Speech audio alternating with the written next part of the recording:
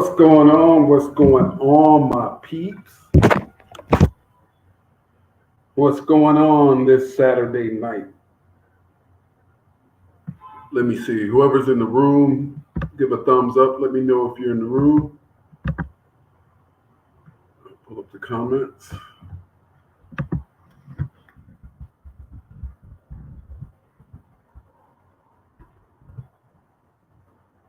Hey, Lisa, what's going on with you?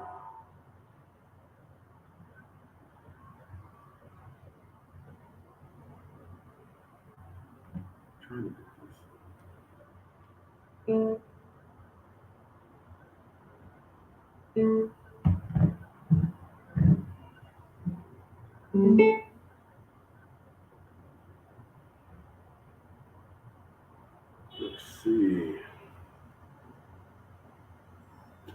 Let me play my favorite song. One of my favorite songs.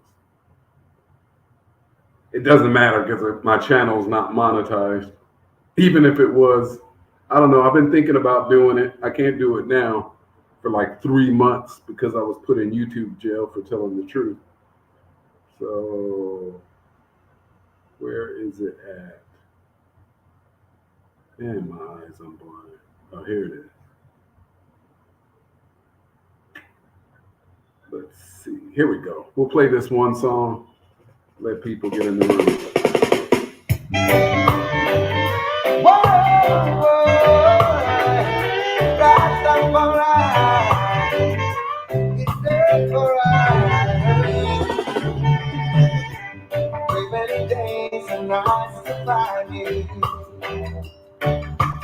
Open up my eyes, to my surprise, you are here. You showed me that you love me. You showed me that you care. I told you that I needed you. You said you'll always be here for us. Through ups and downs, you've always been there. That's not far out. And what you say is true. With you, I got to be forever down, yeah. Oh, yeah. And now I'm on my knees, crying my tears, wishing all the wrongs I've done could be erased. But I gotta be a man about it. Try you bless me every way, and I love it. And you are here to stay with me, and I know you'll do everything for us. Through ups and downs, you'll always be there. That's not far out. And why they say it's true. With you, I got to be from the road, child.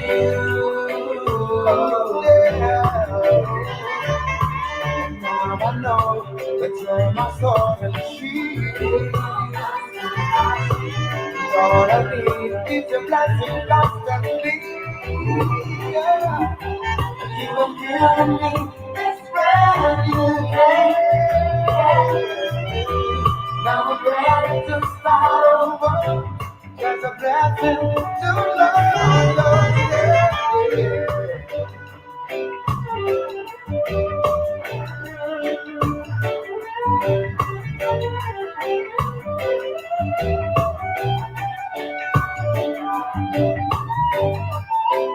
With you, I got to be forever, Jaja.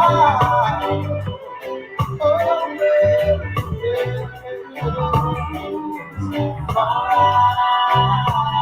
You up and down, you'll always be around. Rastafari. And what I say is true.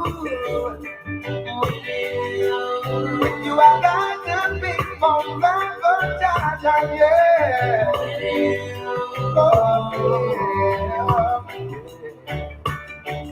I pray many days and nights to find you. Open up my eyes, to my surprise, you are here. You you love me. You showed me that you care. And I told you that I'm leaving you. And you said you'd always be here for us. Through ups and downs, you'll always be around. That's the for us. And what you say is true. With you, I gotta be forever, Jaja, yeah. Oh, yeah.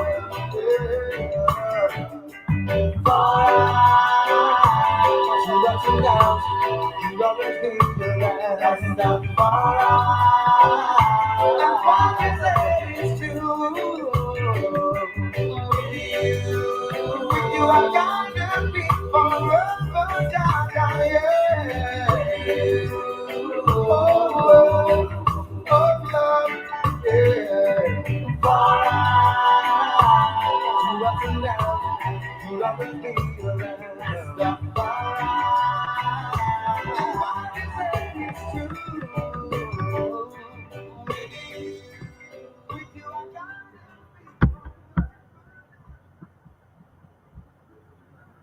Oh man.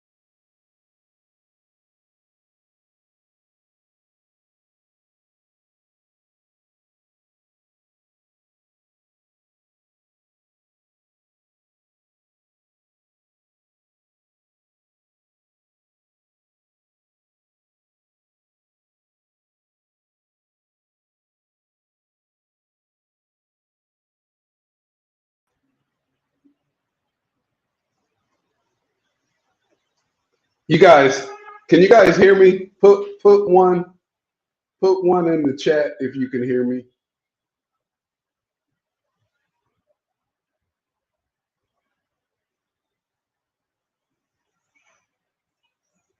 If you guys can hear me, put one in the chat.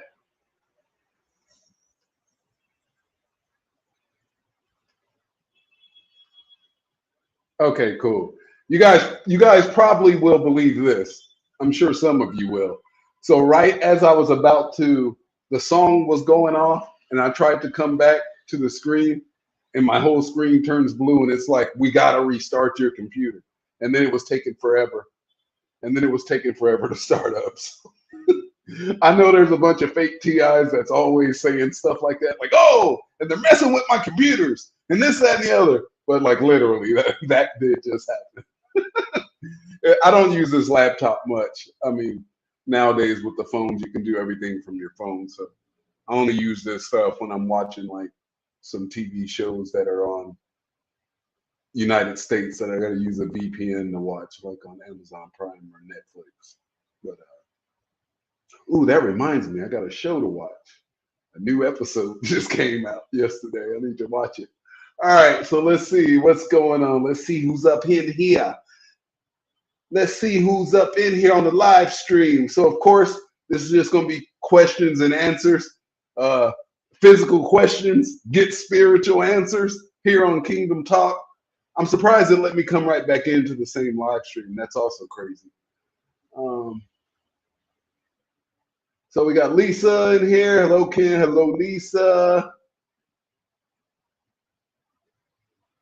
Kingdom Living Show. Someone has a screen name called Kingdom Living Show. God bless you, Ken, and thank you for all the videos. Love you, brother. I'm curious now. Who would make a screen name called Kingdom Living Show? Okay, Thea M says, hola, ¿cómo estás, mi gente? Dime en los comentarios dónde está, qué país está en. I said right in the comments which country you're from.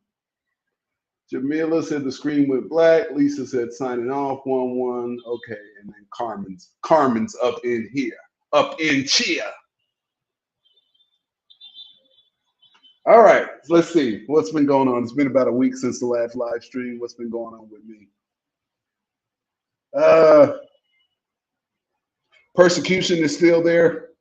It's kind of like dull. Sometimes persecution can be a stabbing dagger or like a machete chop, and then sometimes persecution can just be like a butter knife, sawing your limbs off one by one. And it's been like a butter knife level of persecution for like the past week, which is good, which is fine with me. The spirit realm just feels it feels real dark and dull, like something is dying in the spirit realm, like that doesn't want to die. And I know what it is.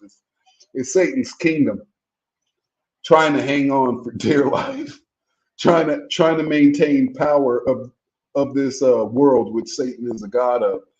But if you think about empires, if you want to think physically, think of physical empires of the earth, like the original Babylon, Mesopotamia, and Medo Greece. If you think about empires, they've always fallen for some reason. How could someone that was in charge of something so big let it go? You know, or you can take it on a lower scale, like a macro scale. A micro scale, like a heavyweight boxer that isn't past his prime, kind of lets things get away from him, and then he gets knocked out by an amateur, and then has to rebuild his career back up. You know, so that's one thing to think about, like kingdoms. And you can, for those of you who don't believe in God, you can look at it as somebody got caught slipping and their kingdom got jacked from it, or you can look at it as it's God ordained, and God made a way to free his people from the persecution they were under by the ruling kingdom of the time. So But one thing that's for sure that I'm sure everybody can agree to, unless you're just totally insane, is everything swings back and forth. Like from summer to winter, from night to daylight, from full moon to no moon, from the highest mountain to the lowest valleys. There's always a pendulum. Birth, death, physical things are birthed into this realm, and then they die out and return to the realm from which they came. So one thing that is always true is change is constant. And we are lucky to live in an age where we're witnessing the spiritual change from darkness into the light, into this new generation. Let's see. Lisa says, I have stabbing chest pains this week at night. Yeah. I mean, welcome to your medical version, metaphorical version of being up on that cross. Like, imagine how many lashings King Jesus was taking. Like, oh, it feels like I'm being stabbed in the chest. You know, I'm not trying to make light of the situation. I'm trying to say, like, you know, if anybody's truly following Christ, like for real, and not just like going to church on Easter or praying above your tacos because you think God is watching you, or, you know, you're going to experience some things that are metaphorically paralleling the life of Christ. That's why he says, pick up your cross and follow me. That's why he says, just remember they hated him first. So of course they're going to hate you. And I wish people could grab that concept of persecution. They're like, no one's persecuting. You live in a place that's free. It's spiritual. Only the people that are spiritual can see it happening. And then people don't think demons are spiritual. I mean, the fallen angels are just as spiritual as the risen angels. It's just their polarity is different. It's just one's going that way and the other one's going that way. If a car is going 60 miles an hour that way and another car is going 60 miles an hour that way, they're like equal in speed, even though the distance between them is great and getting bigger. And that's what the difference is between good and evil. Like, it's getting bigger. Like the things that were quote unquote bad by society standards when I was younger, like today they're normal. Like, this world is something else. That's all that's all I'm gonna say.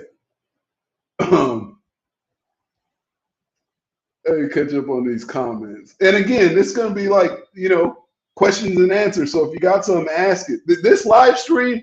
So let me bring up a point. This live stream it's for me, but it's for you guys mainly. Like, if I have something Yahweh wanted me to say or something I want to say, I'll just make a video and record it. And then there's like no distraction of the video of making sure I acknowledge people that have questions, making sure I'm cordial because I'm in a group of people and there's an audience. So like this live stream is geared towards you people. So if you have something that you want to ask it in the comments. I have a short fuse for dumb questions though. But I'm talking about the dumb questions where people know they're egging you on. It's usually some demon stuff.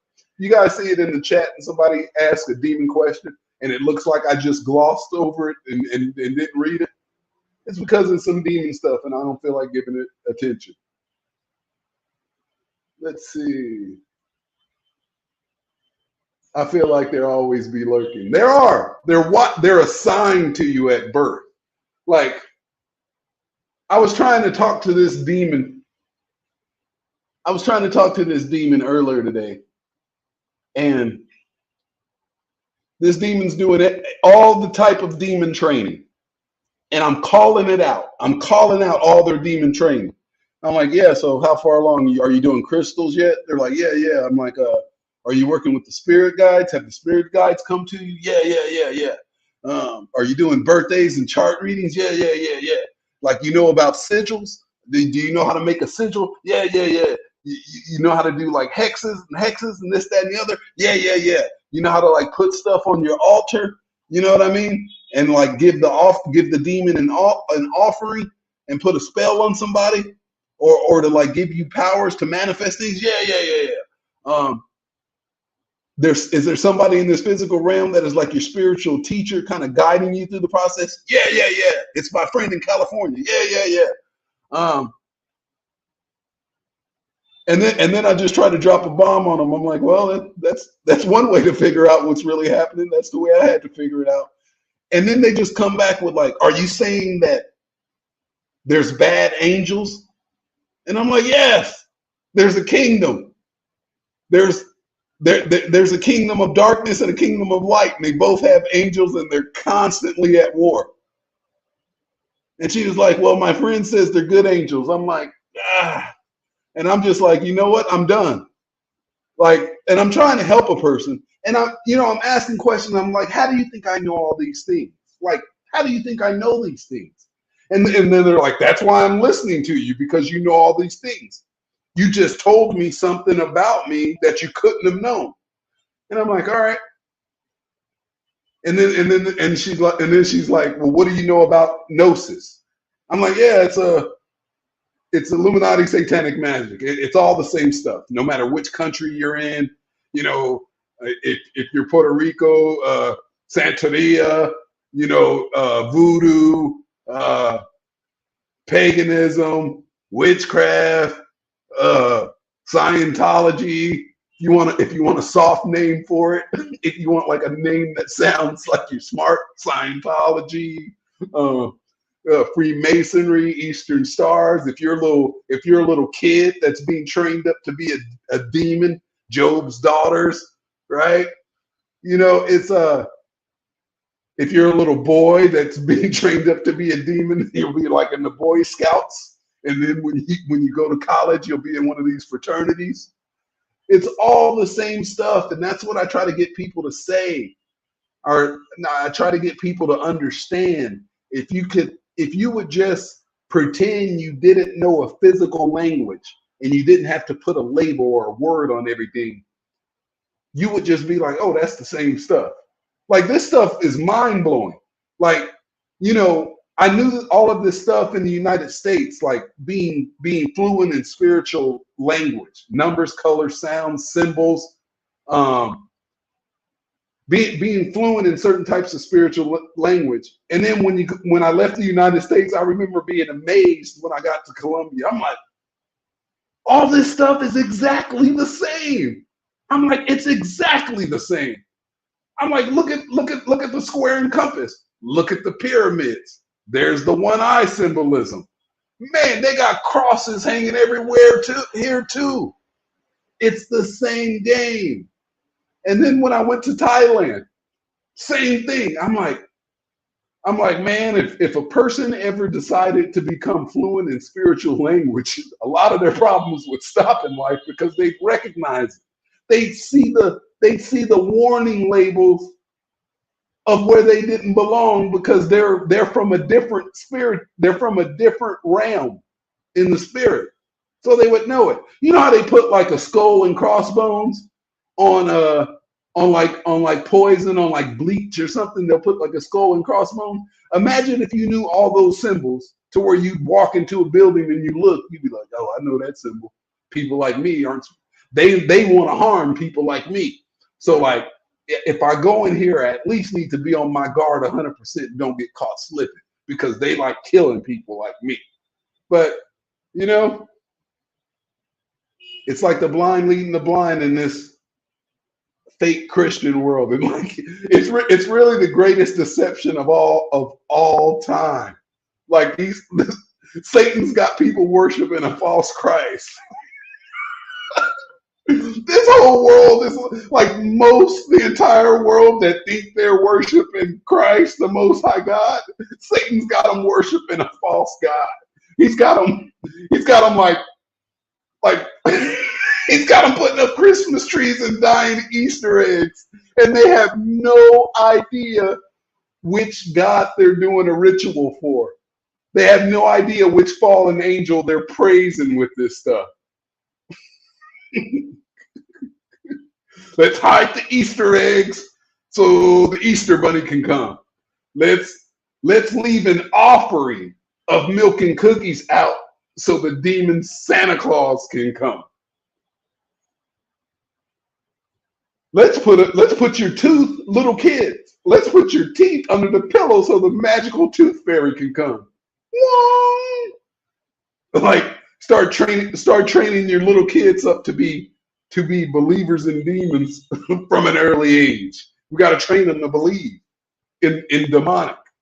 We got to train them that this Santa Claus that we leave an offering of cookies and milk for is omnipresent. He might as well be omnipresent. He's visiting every chimney around the world in under a few hours. It sounds like omnipresence to me. So let's and then you hear the people, what am I supposed to do? And what am I supposed to do? Not teach my kids about Santa Claus? And this is what it sounds like to me. What am I not supposed to do? Sacrifice meat on the fallen angels? What am I not supposed to do? I'm not supposed to worship Satan? Boy, you got me messed up. You know, I love to, God knows my heart. God knows I want to worship Satan.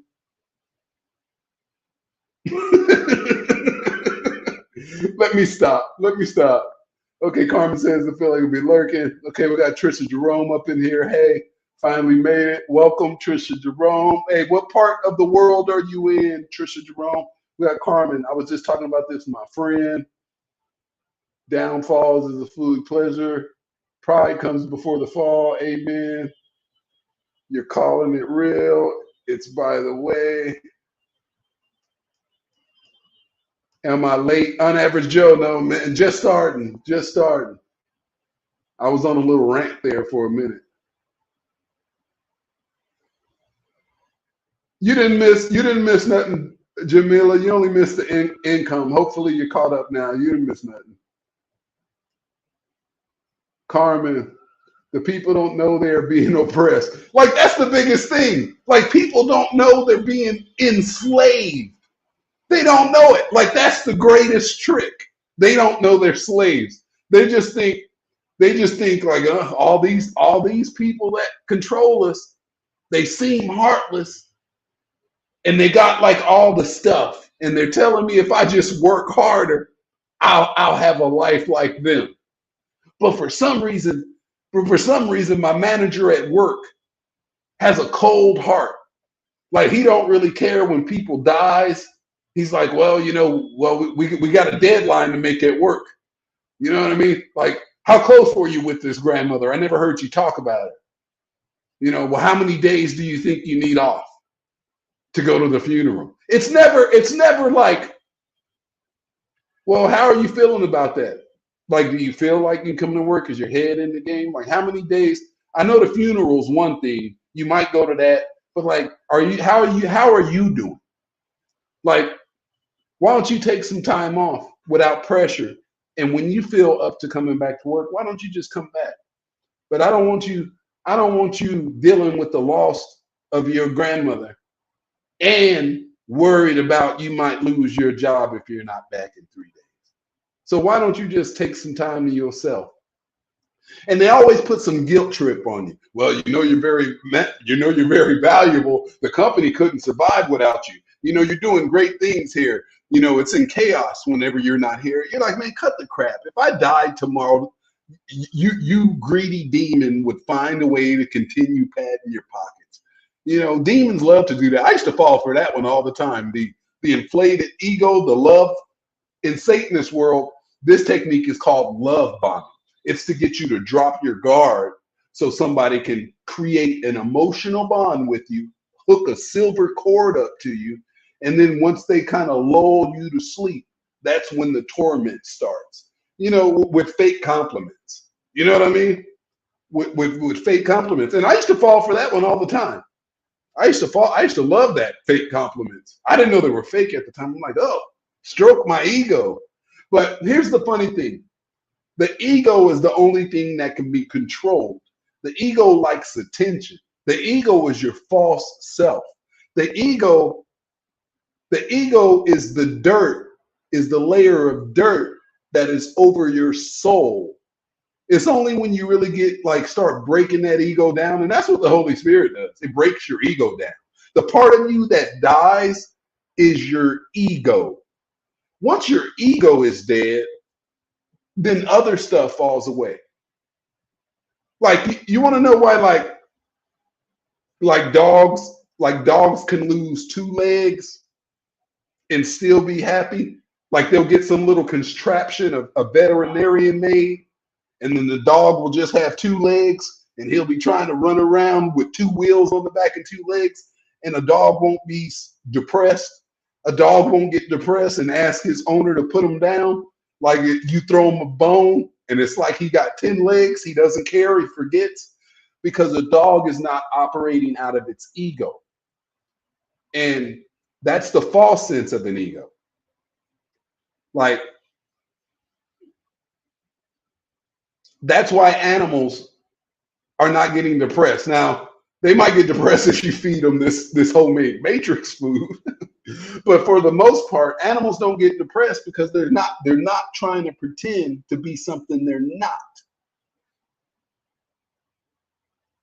So they don't get depressed. Like the ego is the source of all misery. It's your ego that says, I'm jealous of another person because they have this and I don't. And that's what Satan wants you to do. He wants you to be envious of his people, and that's how you stay in bondage. And you will always stay in bondage until you start living in the purpose that the Most High God reveals to you, however that happens, till you start living in your purpose. Because there's something about living in your God-ordained purpose to where it puts a type of Holy Spirit swag on you that don't wash off. Whatever the Most High has wanted you to do. You know, because at the end of the day, I know nobody can do Ken Price the way Ken Price can do Ken Price.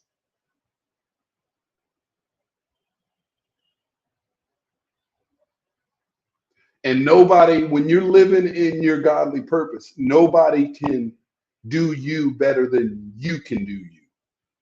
Especially when you're doing you for the Most High.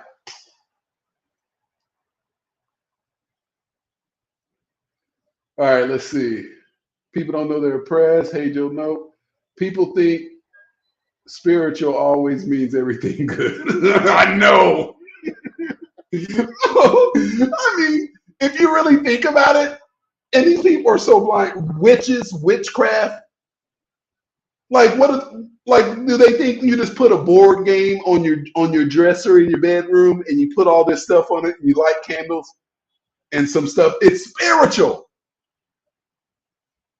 Like, if you don't believe in God, learn from witches. Learn from witches. Okay, so I need a lock of their hair, right? You got some bodily excretions, like we got some piss or something. Oh wait, you had sex with them? Did you keep any of the semen from the condom? Okay, we're gonna need that. You got a picture of them? Okay, we're gonna put this up there. This demon, if we could get some of their blood, this demon will hunt them down in the spiritual realm like a bloodhound seeking out its prey. So they put this stuff on there, they perform this ritual, and then this demon goes out and does the work.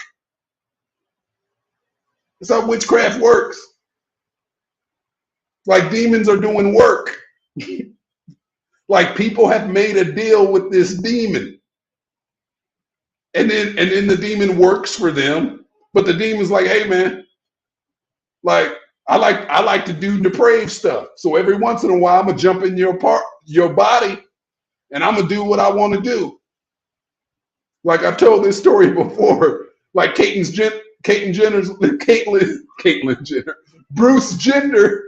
Jenner's like he's made a deal with this demon, like, hey man, I want to be able to run real fast and I want to win gold medals. This demon's like, I can help you do that. But this demon's like, I'm gonna give you some years to ride your train, but like you got to fulfill your end of the bargain. This demon's like, look, I feel like I'm a girl, and if I possess a female body, that ain't gonna make God as mad as if I possess a man body and then start chopping parts off. God will be really upset if I do it that way. And that's how witchcraft works. That's why demons like to it's biblical. Like, anybody want to look up the scripture about putting those rings in your nose? Those nose rings? Like tattoos, the cutting? All that cutting? That stuff's because a person is possessed or oppressed by a demon. I remember when I was in Thailand and this chick, I could see it in her eyes. I'm like, this girl's demon possessed. I looked down at her arm, saw like 100 cuts. I'm like, I knew it. I'm like, this train is never late. I can always tell a person demon possessed by their eyes. Even if they got nothing else that will confirm it, the eyes never lie.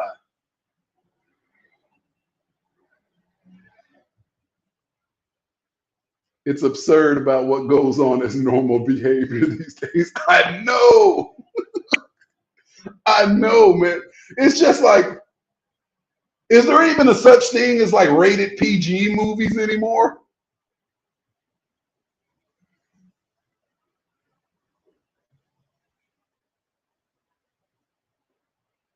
When do you think Sand Sun Beach, when do you think the Mark of the Beast will be introduced?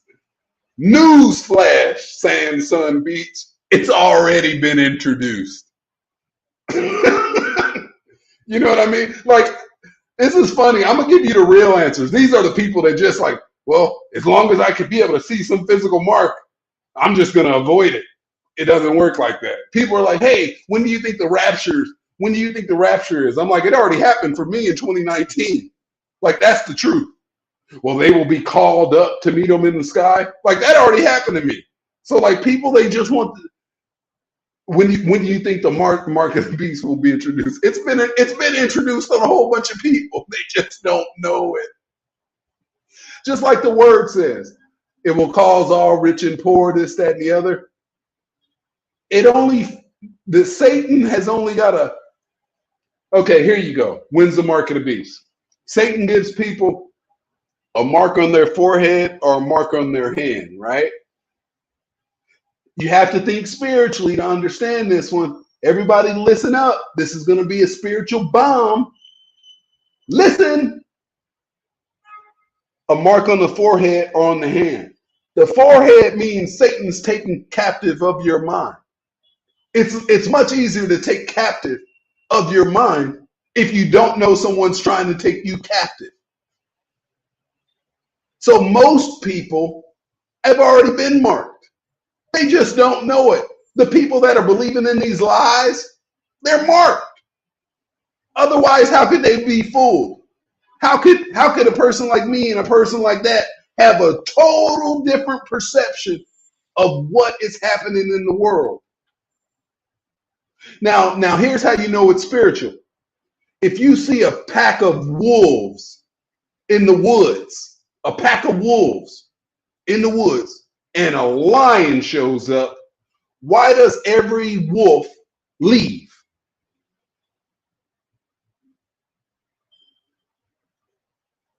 Tell me why that is. You see a pack of wolves in the woods, and a lion shows up, all the wolves will take off. There isn't like one wolf going, nah, that's the homie. He's cool. He ain't gonna do nothing. Why isn't there one wolf that has a different perception of reality than all the other wolves? You ever see like a bunch of birds and they're sitting and somebody's like bird hunting and they'll shoot one shot and every bird takes off because it's a threat? It's because they have the same perception. They're living in the same reality.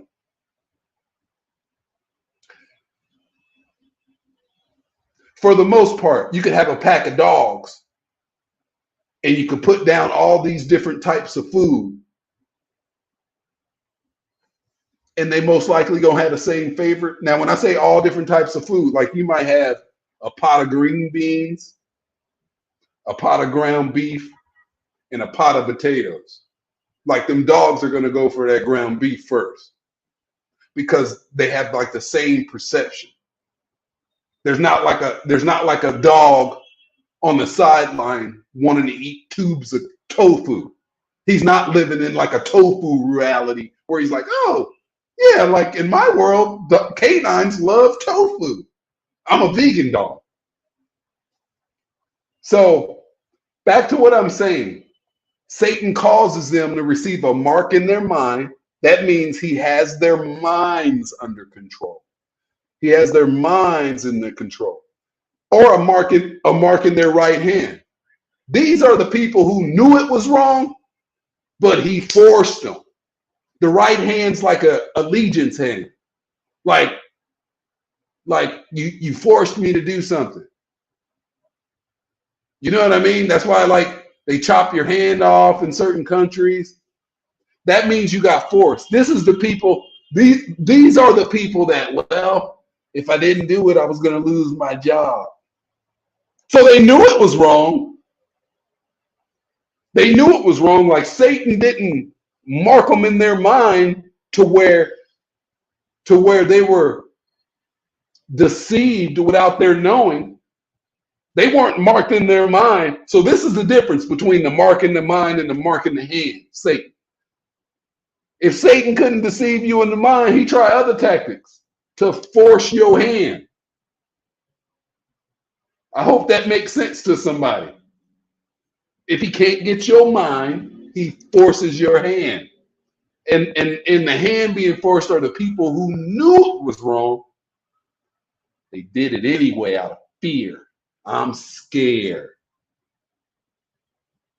And these are the people that really cracked me up because they were like, well, you know, man, I was going to lose my job. I had somebody tell me, it was a Colombian chick. She told me, she was like, well, you know, I had to take it because I wanted to travel. I'm like, oh, okay. I mean, what if King Jesus acted like that and was like, well, man, I wanted to live, so I came down out the cross. You were like, man, you were going to save all of us. He was like, well, what did you want me to do? They said if I didn't bow down and worship Satan, I was going to die. You can't really look at me because you did X, Y, and Z because you wanted to travel, or you did X, Y, and Z because you were afraid of losing your job. What if King Jesus looked at you and was like, yeah. Then you're like, well, what about me? He's like, well, what about you? He was like, what did you sacrifice to save somebody? Or what did you sacrifice for me? Like, you expect me to do the greatest sacrifice, but you don't want to do nothing? That's the way I see most bubblegum Christians today. They just want everything, they want it all to be easy. Like, it sounds good. It sounds like, you know what it sounds like? Religious misinformation. Because it doesn't say that in the Bible anywhere. Work out your own salvation with fear and trembling. You know what they want? They want a satanic solution. You want to know what a satanic solution? You want to know one of the satanic solutions I've been told? Look, right now I'm 48.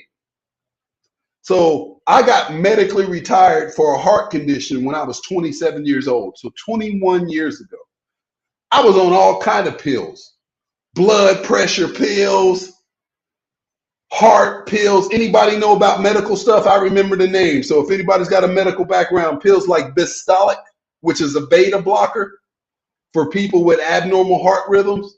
I have a spade deformity of the left ventricle, meaning my heart was pumping too hard. Like what those athletes have that die when they're running down the court, they pass out dead and they didn't know they have it. That's what I had.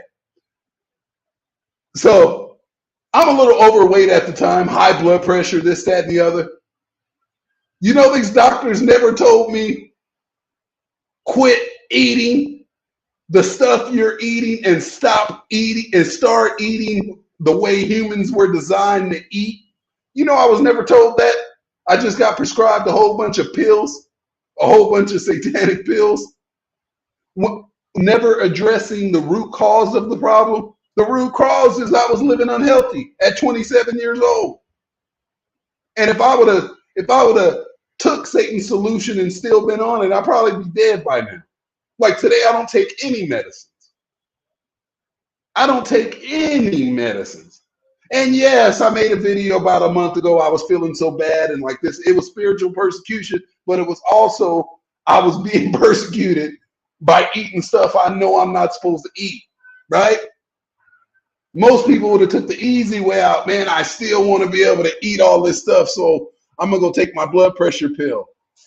Like that's the satanic way out.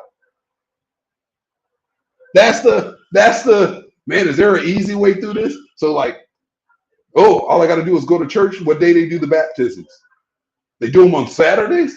Okay. And then there's a nice, we go out to eat afterwards, and then they welcome me into the church, and this is my church home. Man, that sounds easy. After all the dirt I did, that's all I got to do?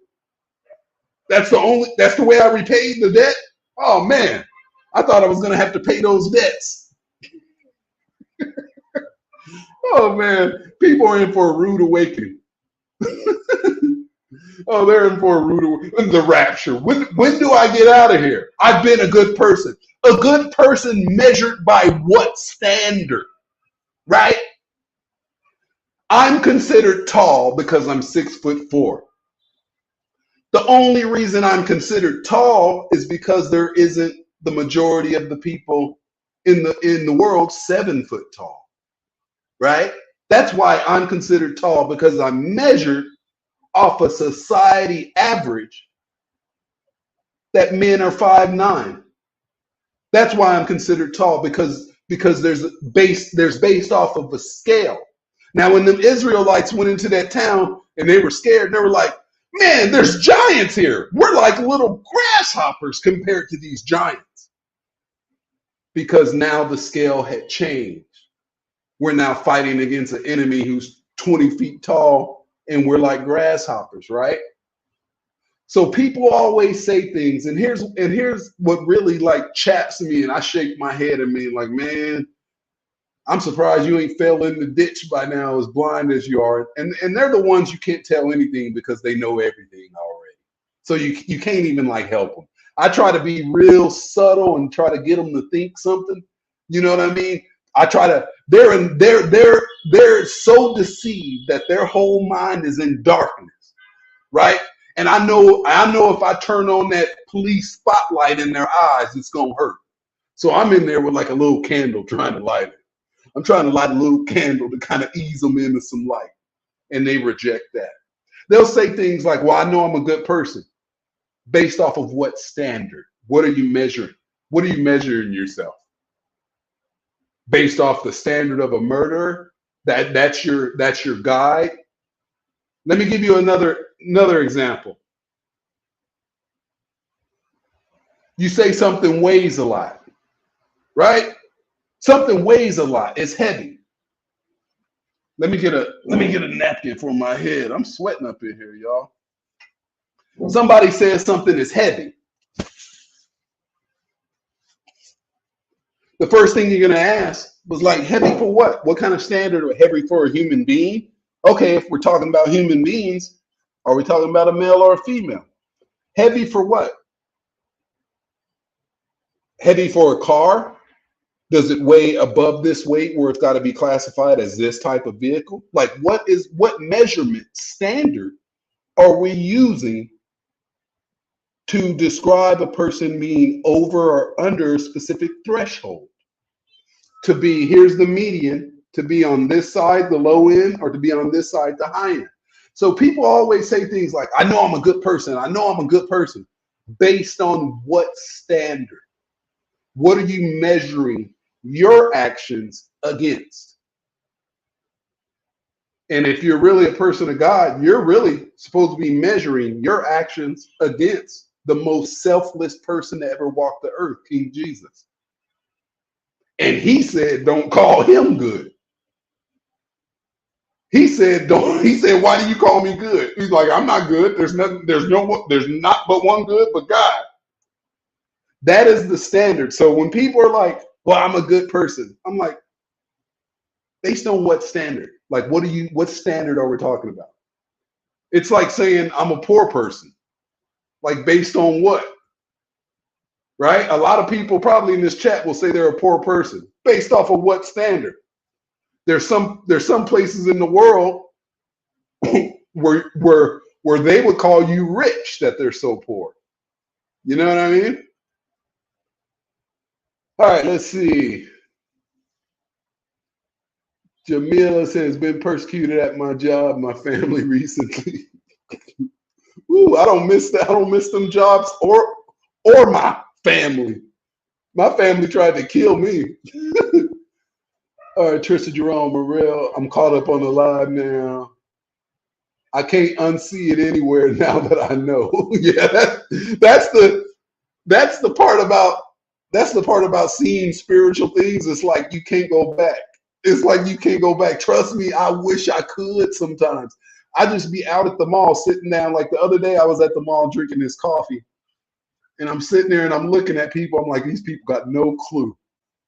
They have no clue. And I'm like, man, ignorance is bliss. Like on the Matrix, when Cypher, he was like, I don't want to remember anything. I just want to go back to the Matrix, and I want to be somebody famous, somebody important, like an actor.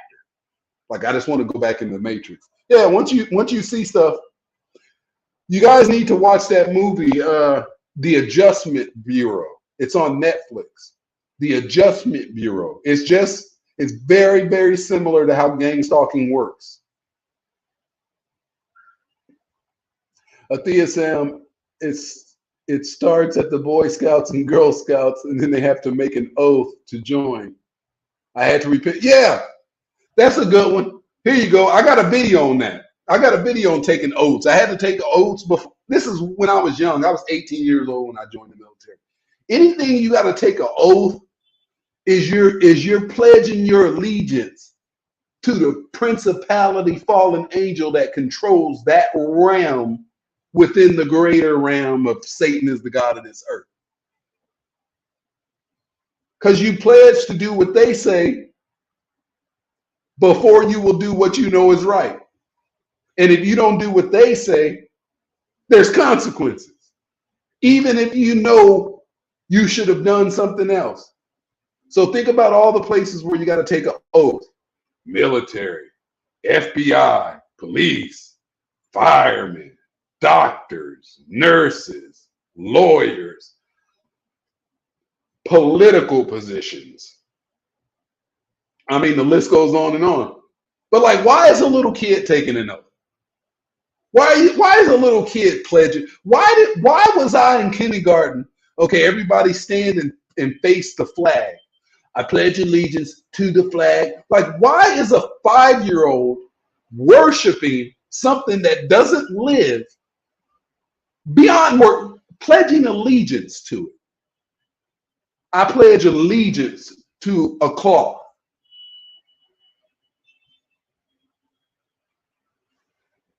A nation built on God, right? Why isn't people making an oath, making a vow to the Lord? I made a vow to the Lord. Why aren't little kids trained to make a vow to the Lord that they will love God with all their heart and love thy neighbor as their self? Why is it? Because Ken, that sounds too much like right. Satan is slick. He does stuff on the low. You know what I mean? He's like, oh, you want to come in my Coliseum and worship my fallen angels? Oh, there's a basketball championship game. You want to worship? Ain't my fallen angels great? You see the spiritual powers I've given them? You want to worship my fallen angels? Everybody on their feet. I'm about to play a song. And when I do, everybody stop and worship the song. You want to watch my fallen angels? You want to watch them fight in the ring? I got 2 boxing fallen angels I've anointed. This is Satan talking. He's like, I got 2 boxers in the ring I've anointed with satanic powers. Powers to make you worship them. But before you worship them, you're going to worship me. Everybody get on their feet. Turn this music on. You're gonna worship. You're gonna worship before you watch my fallen angels. Man, and people do it. People do it. They're sitting there with their little hats. All right, play ball. Yeah! Bring on the pork and beer. It's time to we're gonna worship. Oh, let me stop. Let me stop. Lord be the lamp to my feet. Everything is a gang group. The targeting also be because you're a loner lone wolf and they want to put you in a community group. Look, man, I ain't got zero friends. People are like, oh, you've been living in Colombia 2 years. Look, I know people and I have phone numbers. I have not met one person I consider a friend. I have not met one person that if I was sick, that they would make a way or make time, they would stop doing something to help me. I don't know one person, like genuinely help me. Like I know a few people were like, oh, if he's sick and I got to bring him food, I could probably poison it. Like I know people like that. Oh man. Let's see. And the trick or treat church. Yeah.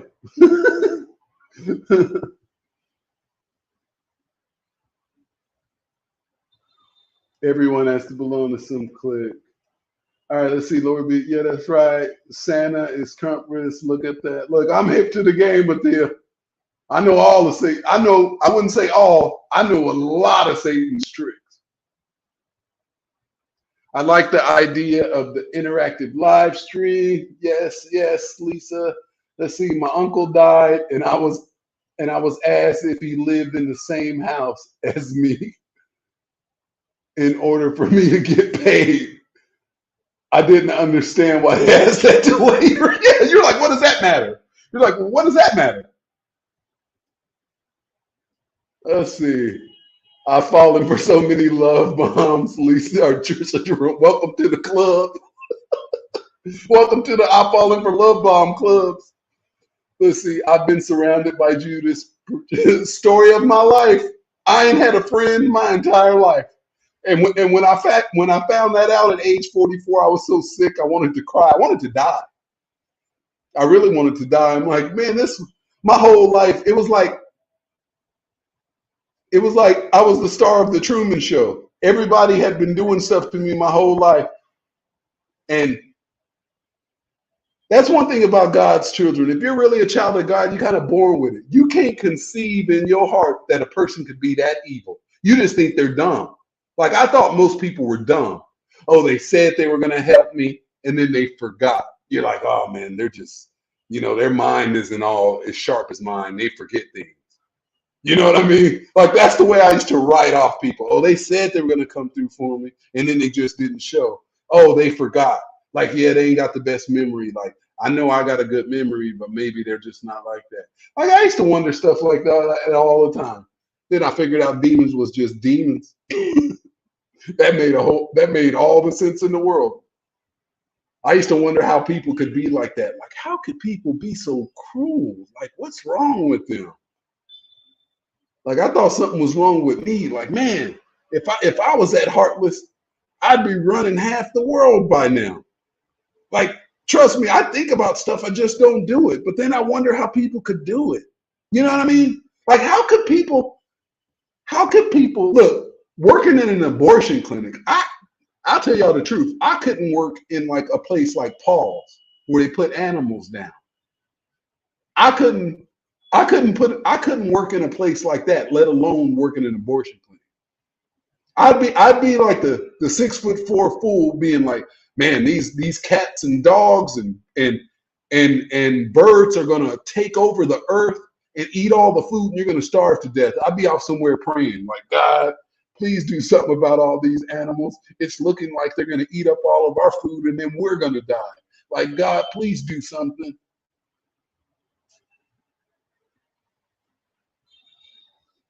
The eyes are the window to the soul. Let's see, study Exodus, Leviticus, yeah, Numbers. It's in the law. People knew what sin was in those days and how to turn from it.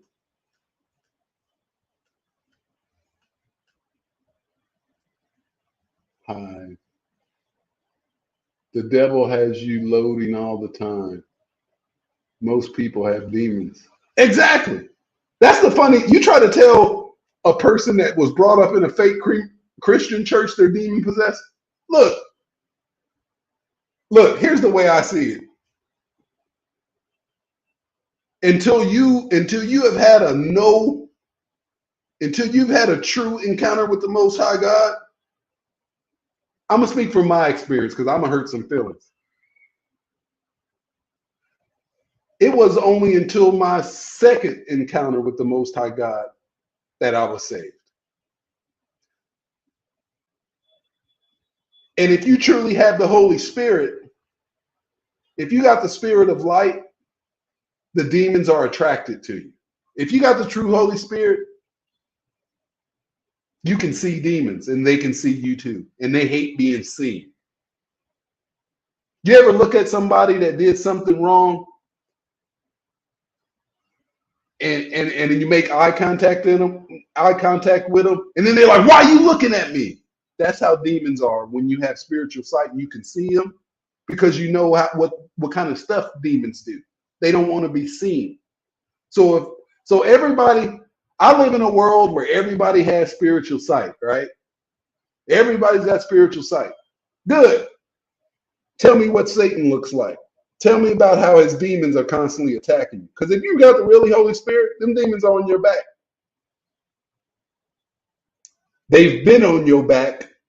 You resist them, they go away, and then they come back with a greater attack. No weapon, Psalms 91, no weapon formed against me shall prosper. Yeah, but you're not looking at the real meaning of that scripture. No weapon formed against you. It's formed against you with the intent to kill you. It just doesn't prosper in your death. But you gonna feel the effects. I listen to a lot of deliverance. So I have one playing in my head. Usually demons will manifest in someone if a headphone is out. Makes sense? Let's see. Many of those hand people. Do you believe this happened throughout history? So look, that's one I really don't know. I want the answer to. I'm wondering, like, is the experience I have, is there like some people that lived in 1920s that experienced the same thing? Look, I believe people were just God's people, bloodlines were being sacrificed and killed off this whole time, but I believe we're to the end of this era. And God is saying no more sacrificing the prophets, like no more. You're done. And that world is ending. But like, to really answer your question was like I don't know. Why don't I don't find very many gang stalking, even if they're from real TIs or fake ones. I don't find gang stalking videos that are 10 years old. Like, if it's been going on the whole time, why isn't there gang stalking or targeted individual videos that are 11 years old on YouTube? Why hasn't it been talked about? Like, trust me, out of all the people like me that like conspiracy theories their whole life, you know what I mean? That's been obsessed with 9/11 and JFK murders. Why hadn't I at least heard about them terms before it happened to me?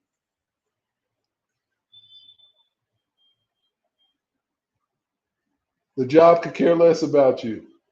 If a person died while working, they'll keep going the same day. Put that in perspective when choosing. Exactly. The doctors are the worst. They rarely say the truth. Like, here's the way I see doctors today. Now, look, I've been medically retired for a heart condition. I've been on all these type of medications. Here's the way I see doctors, unless it's something mechanical. And what I mean by mechanical, meaning I need a surgery, and in 2 months I'm gonna be healed up and be not on medicine, and the surgery worked. Like I have a cavity and it hurts. I need a root canal. You're gonna take a drill. You're gonna drill this root out, numb me up. Boom, boom. You're gonna feel this feeling, and then in a week I'm not gonna have any pain and I'm gonna be fine. Like that's what I mean by if it's something that can be fixed, I'm going to the doctor. Like if it can't be fixed in 90 days, that's a good one. If it can't be fixed in 90 days, then your problem is spiritual, manifesting in the physical forms. If a doctor can't fix your issue in 90 days, like by you changing something, if it can't be eliminated, then your problem's spiritual. It's a spiritual issue that you need to change. I mean, I don't know. I'm living proof of that one. So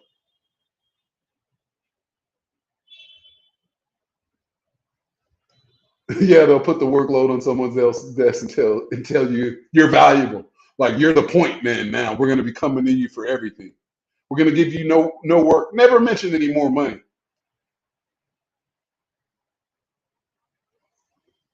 Let's see. The easy way is not for me. The Lord awakened me to the joy in the discomfort. Exactly. The Giants were huge, but got taken down anyway. Exactly. The Anunnaki.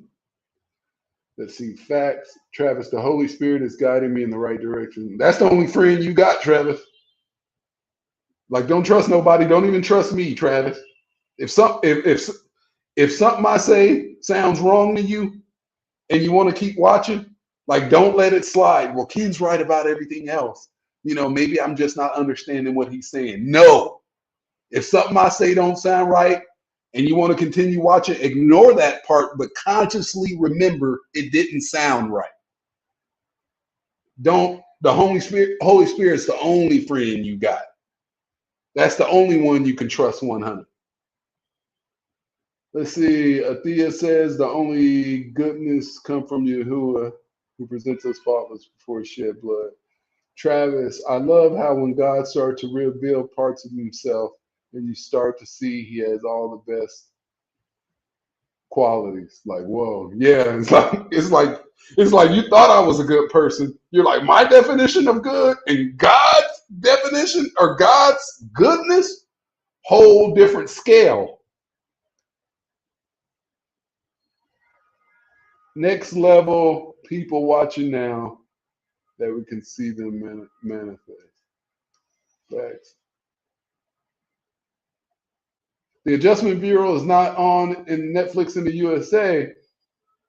You have to watch it on Amazon Prime and then pay again to watch it. Oh, okay. It's on Netflix here in Colombia, and everything on Netflix is in English and in Spanish. But yeah. Let's see, youth training. I take I took that ROTC in 10th grade too. In Linwood High, Linwood, California. Let's see, I take junior ROTC classes in high school. And for my drill sergeant, forced me in the class to announce the creed and flag creed and it exhausted. Like, yeah, why am I worshiping? Like, who does that? But guess what? It's the same in every country. And this is what I mean by Satan tactics are the same. People are worshiping flag. People are worshiping like music before every sporting event.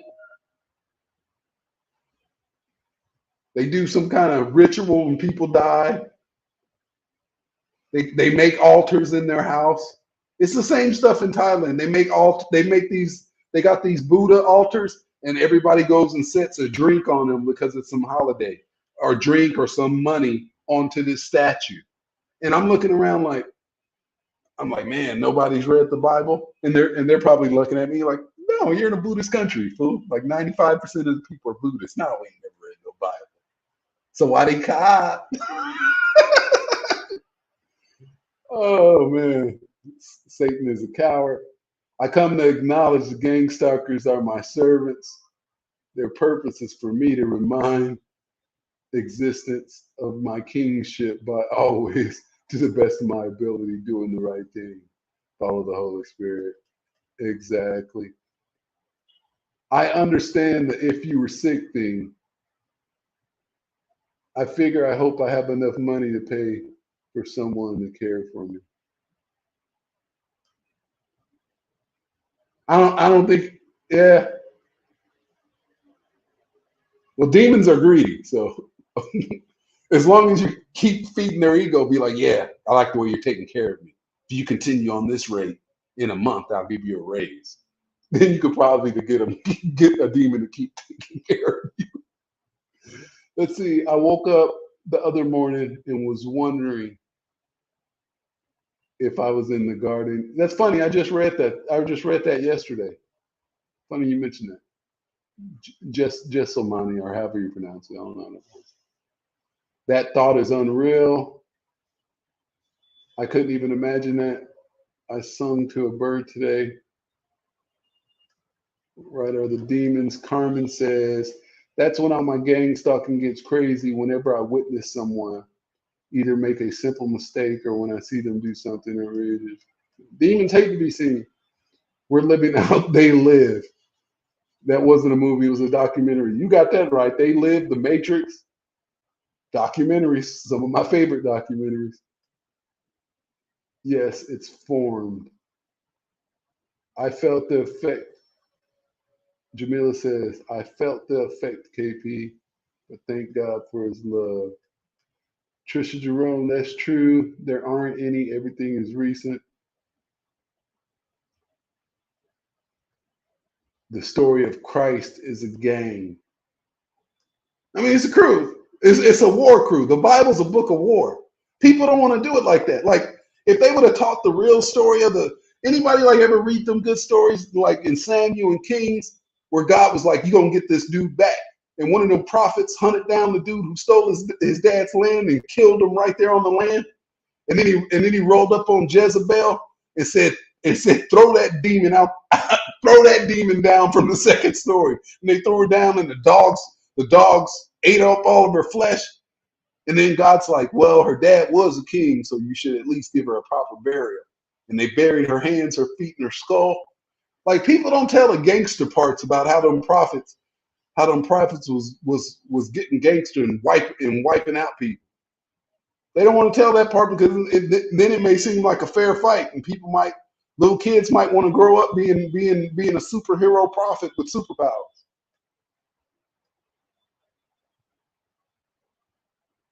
They deleted old videos and old websites.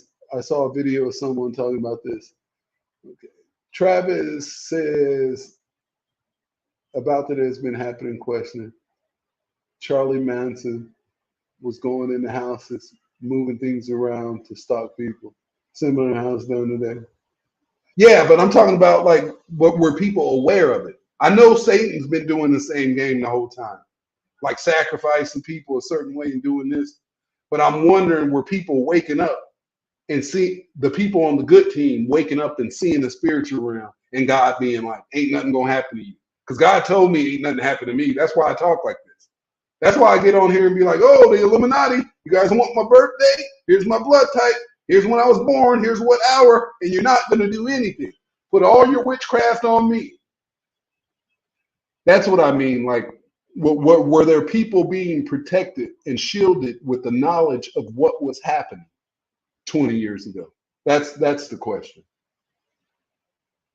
Let's see. Hanaya Brown says, most New Age believers, like Spiritual Soul, Young Pharaoh, Rashad Jamad, deceived me before I came into the truth and knew they were fake in the game. Okay, that's a good one. Thanks for bringing that up. Guess what? I was deceived by a few of them too. I think you left out New Breed. You left out New Breed and Enoch the Freestyle Prince. But yeah,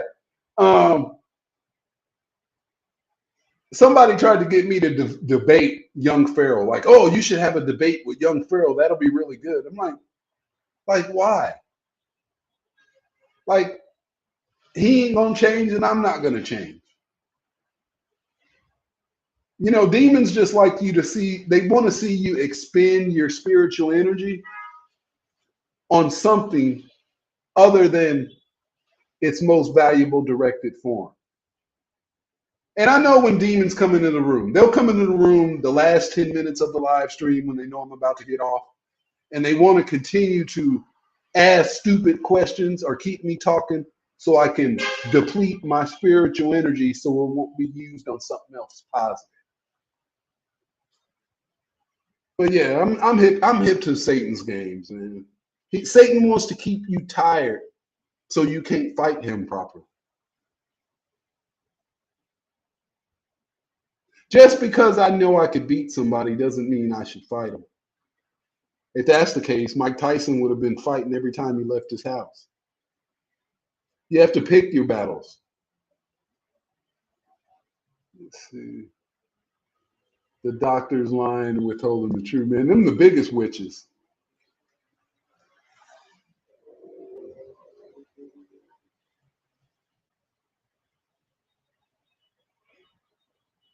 But there you go. People worshiping doctors.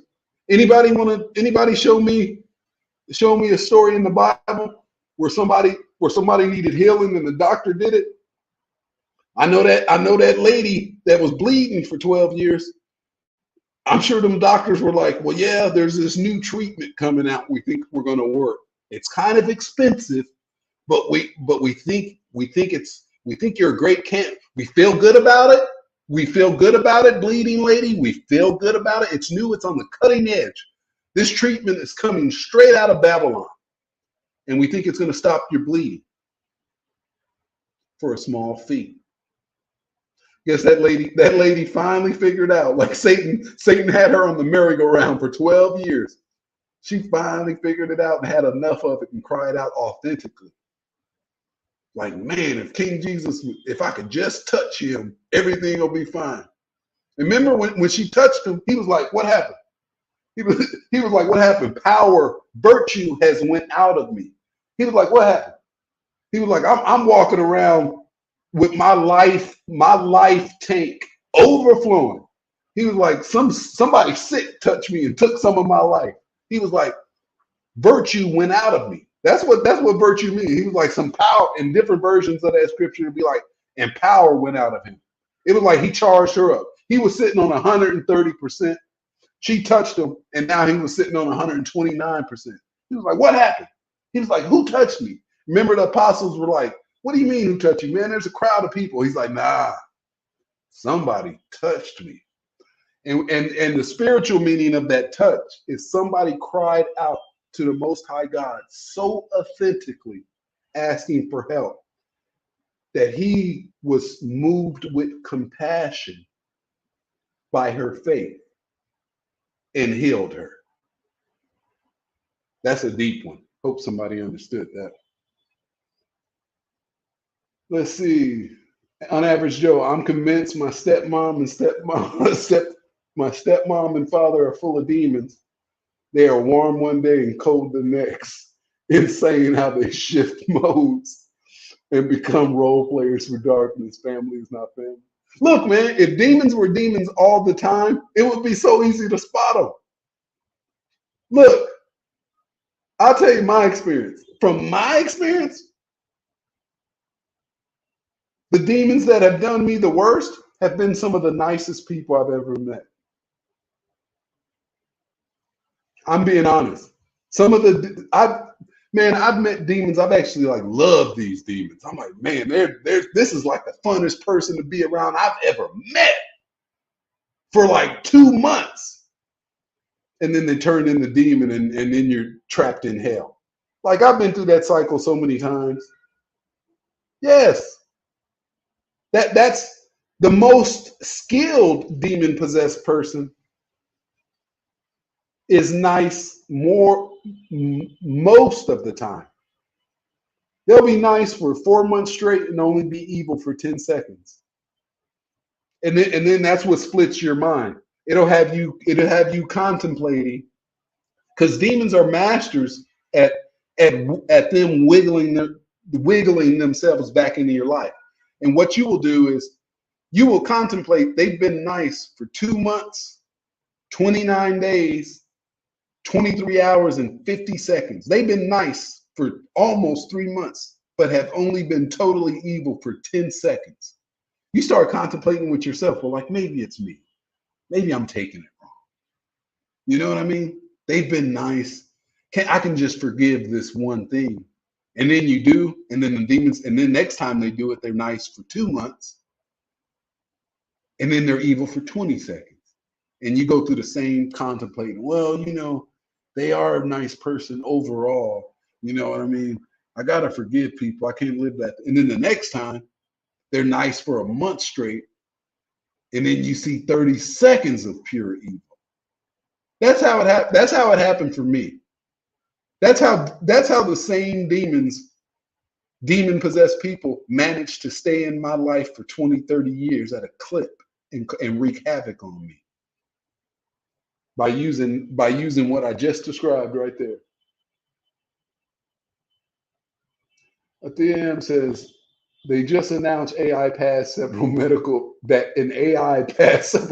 exams. So the Terminator's like, look, you guys, I don't know, do you guys ever experience this? Because like, I don't know if it's because I'm out of the country. When I go to certain websites, it'll be like, prove you are not a bot. Please click on all the pictures that have traffic lights. And I'll have to click on them, and then it'll go to another picture. To prove you're not a bot, please click on every picture that has a fire hydrant. Then I have to click on these pictures, and it's like, I have a robot making me prove that I'm a human. We already live in that world. Like, if that's not what it is, somebody tell me that's not what it is, and I'm crazy. But I got to interface with a robot. I got a robot saying, prove you're a human. And if you don't, I'm not going to give you this. I'm like, okay, robot. Well, there's a fire hydrant right there. There's one right there where, like, let me into my bank, robot. An average Joe. That's the same thing I'm facing. My family's bipolar. Mental illness. Hey. Hey guys, I've been diagnosed with some mental illnesses. I thought it was true. I thought I was crazy, and I thought craziness ran into my family until I figured out I just had demons. Mental illness. Where was mental illness at like 100 years ago? I'm not saying there's not crazy people, but that psychology and them pills, that stuff really took off in the 60s and 70s. Like, yeah, they're like, everyone's crazy now.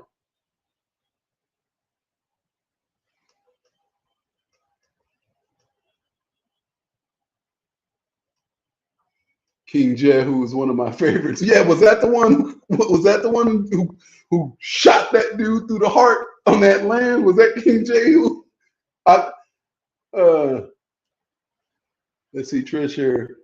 Prayer and soul dependence on God of our medical health needs to be our focus from now on. Keep pushing New World hard. Prophet Samuel slay the king that King Saul was supposed to kill. Exactly.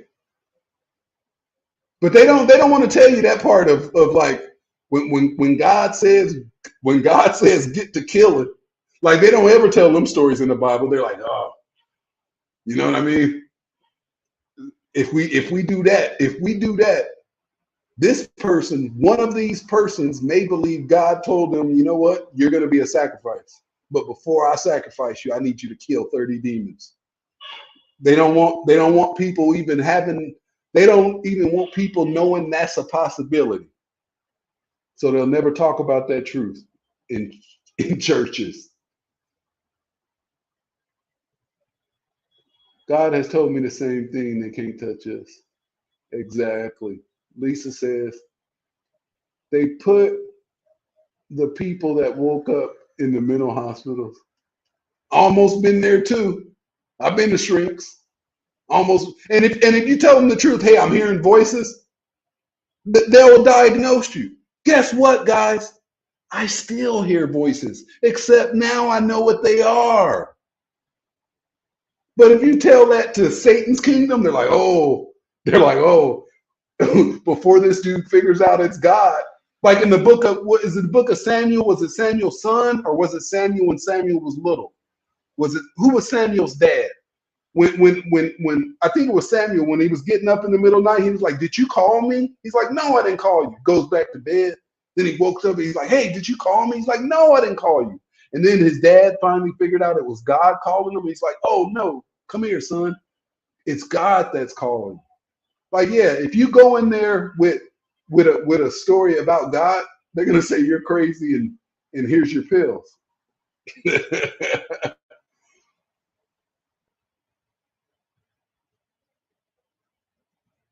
Trisha said I was deceived by New Breed. Hannah Brown said New Breed deceived me. I was watching New Breed like this, going, man, that sounds real good.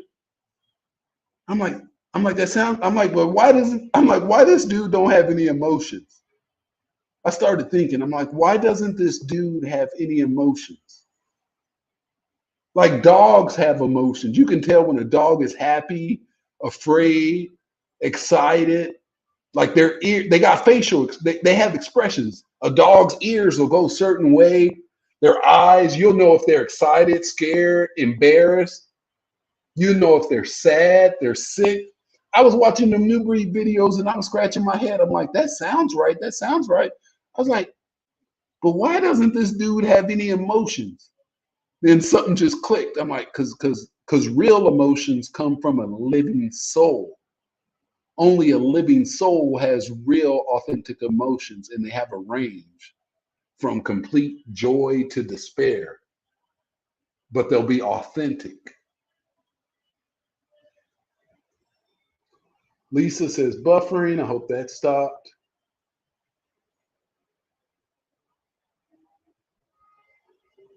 Do you remember what story that was where it says the woman felt? Yeah, that's Jezebel.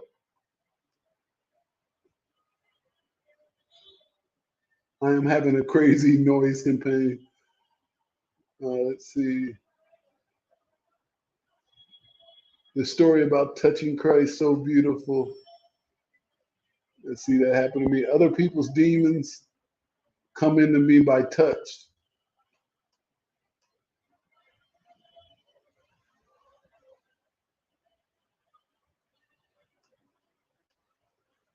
Manipulators, nice spirit.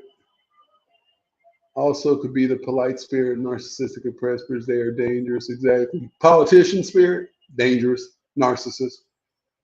Good old pharmakia. Jehu got to the business of slaughtering evil folks. He immediately went to work. Yeah, King Jehu. He was riding for the kingdom. Let's see, covert witches telling people others are mentally ill. It's a sacrifice. Prophet Samuel, it was the high priest Eli. That too, Samuel, that it was God. Okay, yeah. All right, there you go.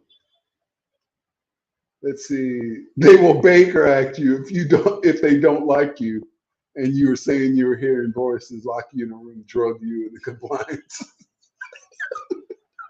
I know. It's like if you're not a threat. Look, I'm not a threat. I don't do any violent stuff. But like I do hear voices. It's not all the time. It's not all the time. I'm not gonna hurt nobody. Have the voices ever told you to kill someone? Yes. Satan told me the only way out of my persecution was to commit a triple murder.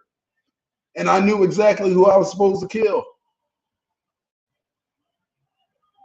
Trust me, I was in so much pain, I was semi-planning it, but God had different plans. I wasn't going to do it. Like, I got to the point where, like, I'd rather die. I'm not going to kill 3 people.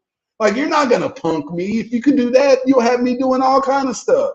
If you can get me to kill 3 people, next week you'll have me at a house party blowing a bunch of dudes. Like, sooner or later, if you're really riding with the Most High God, you got to draw a line. You got to know what you will do and what you won't do. And you can't like make it up on the go. You're like, will I take it or will I won't take it? Well, they said I wasn't gonna be able to travel to Spain, so I just, I took it. I'm like, oh man, like man, they get you to fold easy. They get you to fold easily. Let's see, Lord be the lamp to my feet. Happened to me. I told my family I was being gang stalked, and they locked me in a mental institution. I'm not laughing at you, but like, yeah, if you mention anything biblical, hey, I'm seeing demons.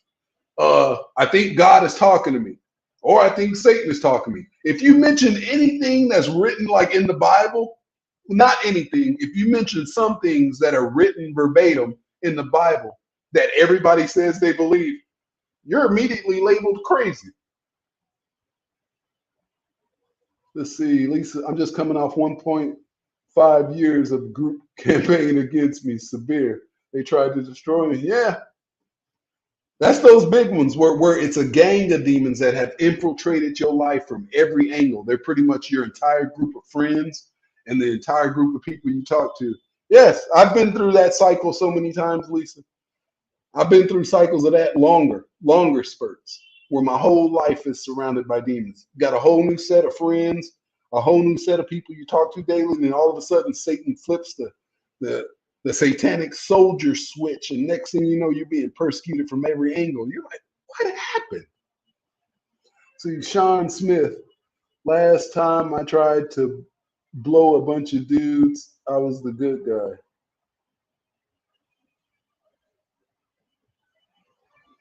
I'm not sure what you mean by that, Sean Smith. It's funny though. God told me he cost me a lot. Anything supernatural will make you think you're crazy, unless you're a witch. Unless you're a witch. If you're doing supernatural witch, oh, and then the spirit guide, and then the Mother Mary came to me, and then my spirit guide did this, and my spirit guide led me to where the place was. Oh, I was working with the police as a psychic, and then my spirit guide showed me where the body was buried, and then they were able to find the body, and the family had a nice funeral. That's you want to know why your spirit guide knew where that body was buried, you psychic, and he led you to the body that the police couldn't find, because they're all connected on the same hive mind. All of Satan's kingdom is sharing the same hard drive of information. That's how you know. They all know the same stuff.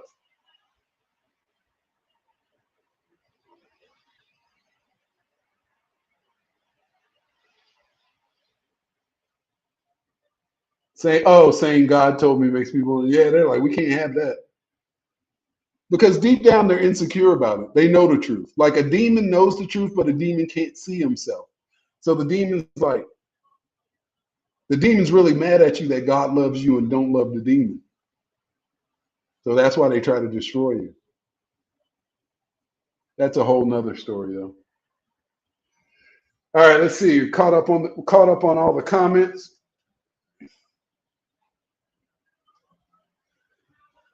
If anybody wants to come on the live stream, there's the link. There's the link right there. I'm going to put a star on it. I'm not sure what that means. Does anybody know what it means if I put a comment and put a star on it, just like I did with the live stream link? I don't know what that means, but if anybody wants to come on, or if anybody has any more questions, I think we've been on here, what, about an hour and a half, a little more, give or take. My voice is getting kind of hour and a half of straight talking. So if anybody wants to come on, there's the link. Anybody has any questions, post them in the comments. Oh, I just realized I didn't know who Trisha Jerome is. Now I know. I didn't know who that was, but now I know.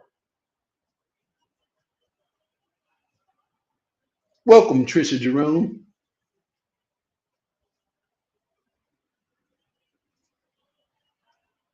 Let's see.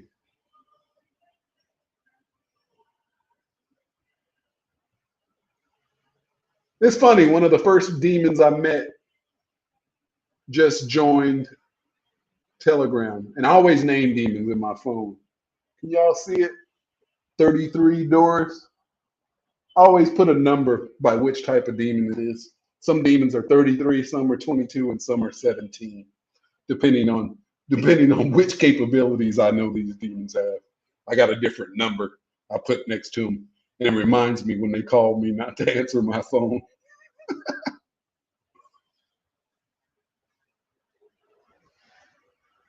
All right, so I take that as nobody wants to come on. Well, guys, I'm going to sit here for like a few minutes to see if anybody comes on or anybody got questions. If not, I'll be wrapping it up.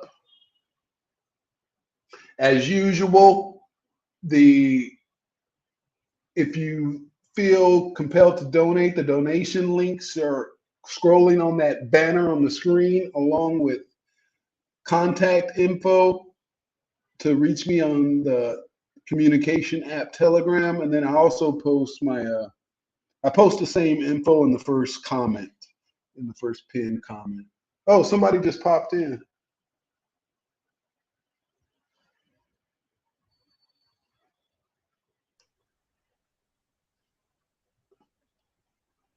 Trav, what's going on? What's going on, man? I You can't hear hear me you. okay? You got to unmute your mic or something.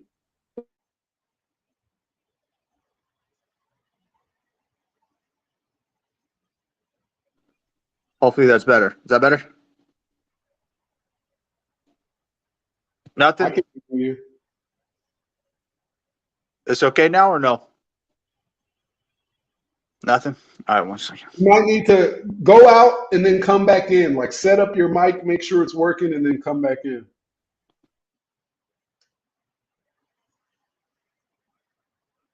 Thanks for starting this group, Ken.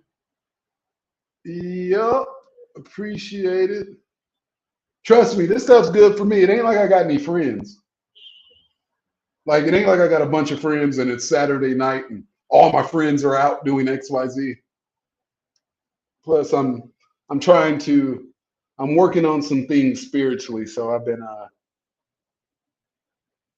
well, let me make.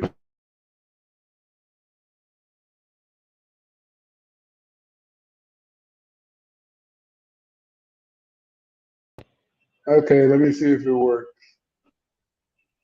It's good now? Hello? You know, let me see if maybe do I have you muted? You might. No, it's not on my end. Hello? All right, let me try I this. still can't hear you. Let me see if it's something on my end. You guys can hear me okay, right? I cannot hear this guy. You hear me now? You know what? Hang on. Let me check my settings on my end. Hang on.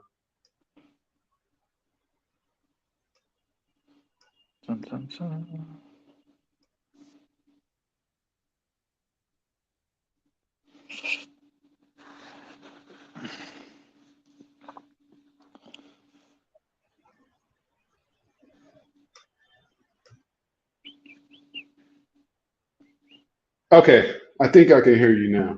I think that You was can hear me now? Yeah, I think that was my issue. I apologize. Anyway, I fixed it. All right, cool. What's going on, Trey? Well, you're one of the first people I talked to getting into this genre that I would listen to, and I think like a couple of videos ago, you made a comment how you were going around to like different hotels and you said like Satan's done such a number on my life. You know what I mean? And it's like I can certainly identify with that a lot. And in a way, it's like exciting because like God is with you, and it's like you're always on the edge of your seat. And then other days it can be frustrating, and and it's like it's an alone thing, but you're never alone at the same time. It's like nobody understands, but it's like you got God and you got him like big, like not normal. Like I don't think it's not normal. You know what I mean? Like when you know God is real, like most people, Wow. they think God's real, but when you know for sure, you can almost handle Listen. it. You're like, man, you're gonna put me on the cross and kill me? Like, yeah, it's gonna suck, but I'll do Hey, it. yeah, maybe that's just what has to be done. You start to accept things like that, and it's like, Yeah. and it's like it's like the most intense form of flattery, because it's like the Almighty God has his like eyes and heart on me. You know what I mean? And it's like, and then you see that it's not on everybody. Like for a while, I thought that it was just on everybody, and everybody could have this relationship with God, and it could be like, I really thought that. And then over a while, really upon this awakening process, like I said, you were one of the first people in the genre, but it was like, as annoying as this whole program has been, it's all, in a way, it's been like, it's shoved me right into God's arms, and it's been such an awakening thing that I don't even know. All I know is that I feel like the luckiest person on the planet, and then also like sometimes the unluckiest, but still the luckiest. But I don't believe in luck. I don't believe in luck, you know, but it's like, it's just awesome. It really is, you know, like, Yeah. I don't even know what else to say. God is just really, really good. Yeah. And I've been making And some that, videos too and whatnot. So oh, so getting you have a started. channel? I do. It's For the One. Is it For the One? I just made it like 2 days ago. So it's like I'll do a lesson on like things that I encounter in my life, and then I'll take notes on that lesson, and I'll do a deliverance about those things that like I deal with for whatever day, or things that I dealt with in the beginning of this walk or during my spiritual awakening, and like say a deliverance prayer for other people who might be going through some of that stuff, and just casting those things out. You know what I mean? Got it. And And you the know, crazy thing, that's a good point, because the Most High was revealing that to me a couple days ago, but on a deeper level. It's like his ministers or his people that he truly anoints to teach, they don't teach on stuff they haven't been through. right? So you have to go through these things to be able to have anointing in your teaching from personal experience. That's why it's like, you know what I mean? You don't have to put a ton of thought into it or a ton of research. You're like, oh, let me jot down a couple notes. Let me just frame it in case I get off track in a conversation. I'll look at some notes, set it down, and talk for an hour, and then come back. Did I miss anything? Yeah, because it's all experience based. You can't testify to something you are not a witness of. Right. Think about a courtroom. This is spiritual court. You cannot testify against something you have not witnessed. How about like when the Bible stories start coming alive, like in your life, and it's like how like the exact thing that some of the other prophets and the saints gone through and went through, it's like that same play is like unfolding in your life. And then you see like how a lot of like, and then you see like some mistakes that they made, and you like try to do it different, and then you lean on God while you're doing it. I don't know. This whole thing has gotten to be so good on a lot of different levels. Once you get to that level, there's no going back. Yeah, and plus when you can't go back to on the sleep dark side, you ain't going back. You just can't. Yeah, you already know. What are you gonna do? What are you gonna do? Like go back and go to a Super Bowl party and pretend you don't know anything? Nothing. Like, what are you gonna do? Where are you gonna run to? Right. Or like when you talk to people about something, even like edging close to this, it's like you can tell they like trance out and like start thinking about their laundry or their dishes or something. You know what I mean? It's like that look that comes over someone's face. Like when you have just a real conversation, like a real conversation. And it's not like the fake, like, oh, how's the weather? Or how's this? Or and then that silly like reply that like you think you're supposed to say. You know what I mean? That means nothing. But when you have like a real conversation with somebody, like I said, that like glazed over like thing happens. You know, I think a lot of it's just this programming. So many blockades put in the way of Christians like talking to each other about beating this thing. You know what I mean? Like all this conditioning set up, all these traps and snares and all this stuff. So it's like we got to undo all that. It's like I once described the Matrix as like a see-through blanket that's kind of see-through, but kind of cloth, like a see-through sheer cloth, right? And then the Matrix is like one layer, and then they put a different layer, a financial matrix, and then they put a religious matrix, and then they put a medical matrix, then they put a political matrix, and then an entertainment matrix, and then a news matrix, and then before long, you're totally blacked out. So you have to ready to explode. You have to like this whole world. It really is a matrix. And when you try to tell people, like, you know, with what I've been doing, like traveling the world, I meet so many people, and then there's these fake woke people, the fake woke people, and they're all Freemasons, and they're all like, oh yeah, I live in Medellin, Colombia now. I live in Pattaya, Thailand. I've escaped the matrix. And I'm like, you idiot. You cannot escape the matrix by moving a geographic location. The matrix it's a system of beliefs that you power by believing in it. You give it power by believing in it. And the only way to break the fake virus that has infiltrated your mind is with an antidote of truth. And the only person I know got that truth is the Most High, King Jesus. That's right. Or a prophet. But if the matrix has you really bad, you need the highest dose of truth. Only King Jesus will give you that high dose. Yes. I had some things happen. Like when I first started on this journey, it was when I got into deliverance, and I emptied out that space and I made room for God to come in, and he came in all according to his plan. But it was like this wisdom came in, and it was like a remembering wisdom, you know? It was like I remembered a lot of like truth, and it came fast, but it was like, and one of those things that I feel like I remembered was that like God's people, like we recognize truth, you know? And it's like one person says truth to another person. It's like we recognize it. And, yep. I think that's why testimony is so important, because it's literally like the living spirit of truth that's just going into the other person. It's like an alive spirit that's leaving me because it's truth. And it's like a story of God. God's alive in it. It just goes right into the other person, whether they're awake or not. If they're predestined to be a Christian, it's going to hit them. It's going to plant that seed, and it's going to strike that chord inside of their heart. And, so that was like a little piece of wisdom. But like I said, it's like, it's not like it's things that I never understood before or heard before or read before in a book, but it was like a knowing. I don't know how else to explain it other than a knowing. What you're saying is reminding me of that scripture in Acts when King Jesus was like, I'll go away, but I'll send the Spirit. And when the Spirit comes to you, it will remind you of things that I had once told you. Like that's the remembering when you were saying. Same thing happened with me. It was like I had knew the story that I had been a starring movie.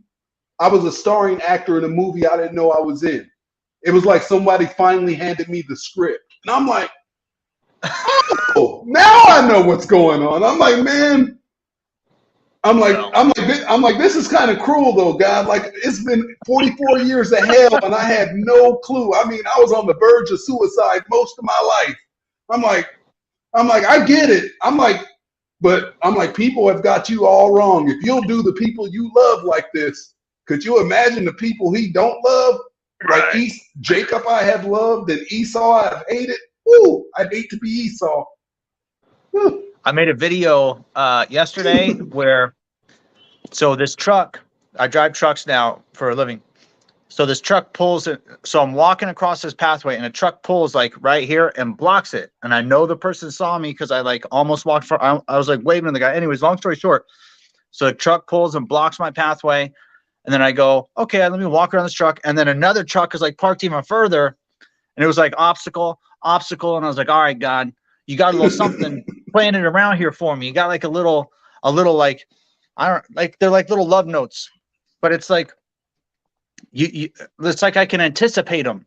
You know what I mean? And like, sure enough, like right there, written on the side of the truck, somebody wrote in the dirt, God bless you all, and put a big heart there. And it's like God, I don't know. He just like, he has a certain way about him with me. And I think he's like that with everybody. I know exactly what you're talking about. When you see that, it'll take all the frustration away. You're like, man, I'll hang out here and get blocked for a day. Yeah. Like, yeah.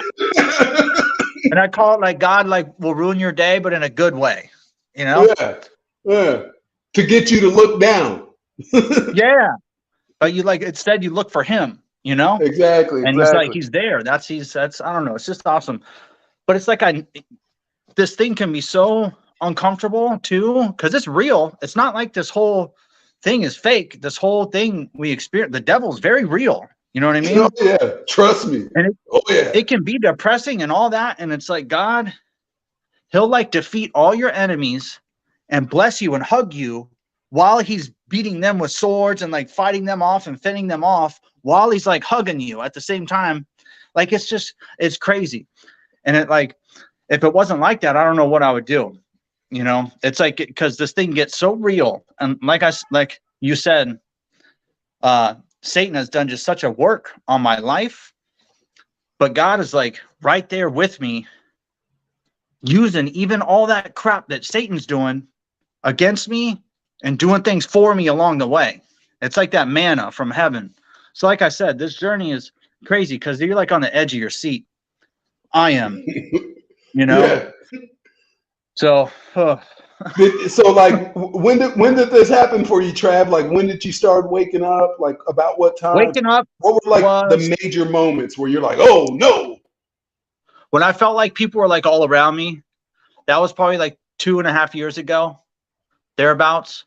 And like things were going, like it was, my life got I've always been a seeker. I've always loved God, but there was a point in my life where things got really bad really quick, and it was noticeable. And I had like this inner knowing, and I wasn't really into the Bible at that point, but I had this inner knowing, like this is some black magic stuff. This is it's like very serious. And it was very serious. And it took me probably like another 4 years of just getting my butt whooped. Basic. I don't know how else to say it. Yeah, that's exactly what it is. I had nowhere else to go, but like really 100% to God, you know? And like, that's how I got into deliverance, because I just wanted the evil to stop, and it just wouldn't stop. It was just like relentless. What I would take one step forward and get knocked back 5 steps or something, you know, and I wasn't used to it. My life was it wasn't always like that. And the reason it wasn't always like that is because I wasn't really a Christian, and the devil was like backing off. You know what I mean? He wasn't really like hitting me with everything then. So, and if you're not really for God, you're really on Satan's team. So why would he bother you? It's pretty much what it was. If he divides his kingdom, it won't stand. So as long as you're not doing damage on the, you know what I mean? On his kingdom, he'll leave you alone. Right. It's when you know the truth and start speaking it. Satan's like, we got to take this dude out. We got to hurry up too. And it's just like, I had one time, certain Bible verses would start to come alive during this time too. And there was one that was like, you know, I was crushed but never destroyed. And like these things would come alive in such a way to where it's literally like I felt like totally surrounded. The whole everything, man, like the paranoia, the whole 9, and it's terrifying. And then when God rescues you from that, it's incredible. It's like you don't even. I got chills. Like I got chills on my shins right now. It's incredible, but chills aren't it. It gets way better than chills too. Is the crazy thing. Yeah. Like, I don't even know. It's the best thing that's ever happened to me. Have the you worst seen thing any supernatural? Time. I've had so many miracles, man. It's not even funny. And when I first started this awakening too, I've had a dish explode in the house before. This is like paranormal type stuff. I had a dish explode. Okay, I know exactly what you're talking about. I was at church one time, and long story short, a bottle like flipped across the room. I I've seen when I first started getting into deliverance, and I would like anoint the walls with oil and all that, and I was starting to fight back. I saw like a entity outside the house. I felt entities when I was younger, and then I kind of turned it off. You know what I mean? And I felt like if I didn't pay them any attention, if I didn't believe in them, they went away. But I don't know. So, but then once I started pulling really close to God, I learned that I go through deliverance. I do it like on a daily basis. It's part of my morning routine and throughout the day at some points. And so it frees up a lot of energy. And then I devote my time and energy to God, and he like reaches right back out with like, I'll try to do nice things for God because he's all I got. Like you said, the Holy Spirit's like, he's your only friend, and he is. So I try to do nice things for the Holy Spirit and for God. And what I noticed is that like he'll do something nice for me, but it's like competitive with God. Like he wants to like out love you. You know what I mean? And you'll never see it coming. And you'll never see it coming. And I don't know. So I document those things too. And I'm gonna start putting those. I got some in the video so far, but I'm gonna start doing that too. And I don't know, it's pretty cool, the whole thing. Like some like good miracles, like very, very good, strong coincidences where it's definitely God, you know? And yep. So where are you at in the United States? Right now, I am in West Virginia, stay in Florida, and up in Ohio for a while for work. And yep. Okay, so you're mainly on the road driving trucks? Mainly on the road for now, yeah. Okay, got it. For the next like week, I'll be out and about. Cool. Well, Yeah, man. be sure to put a link to your channel in the All right, I'll do that. in the comments. Let me see if I can get away from here for 1 second. Yeah.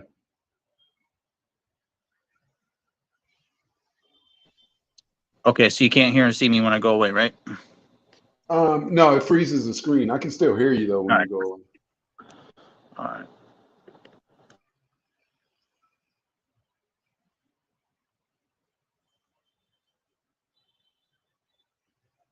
Yeah, good stuff.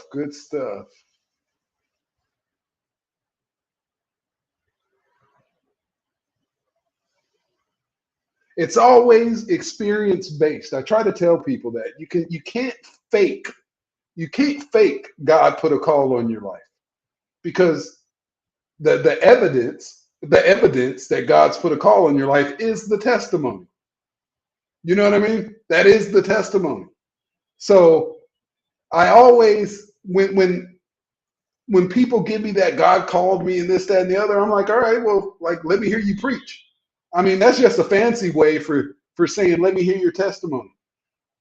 Like, that's the telltale story. That's the telltale story of God called me. All right, let me hear the testimony. Like, it ain't nothing you got to prepare for. You got to tell me what happened. It's the same. It's your life story. So there's nothing to rehearse. There's nothing to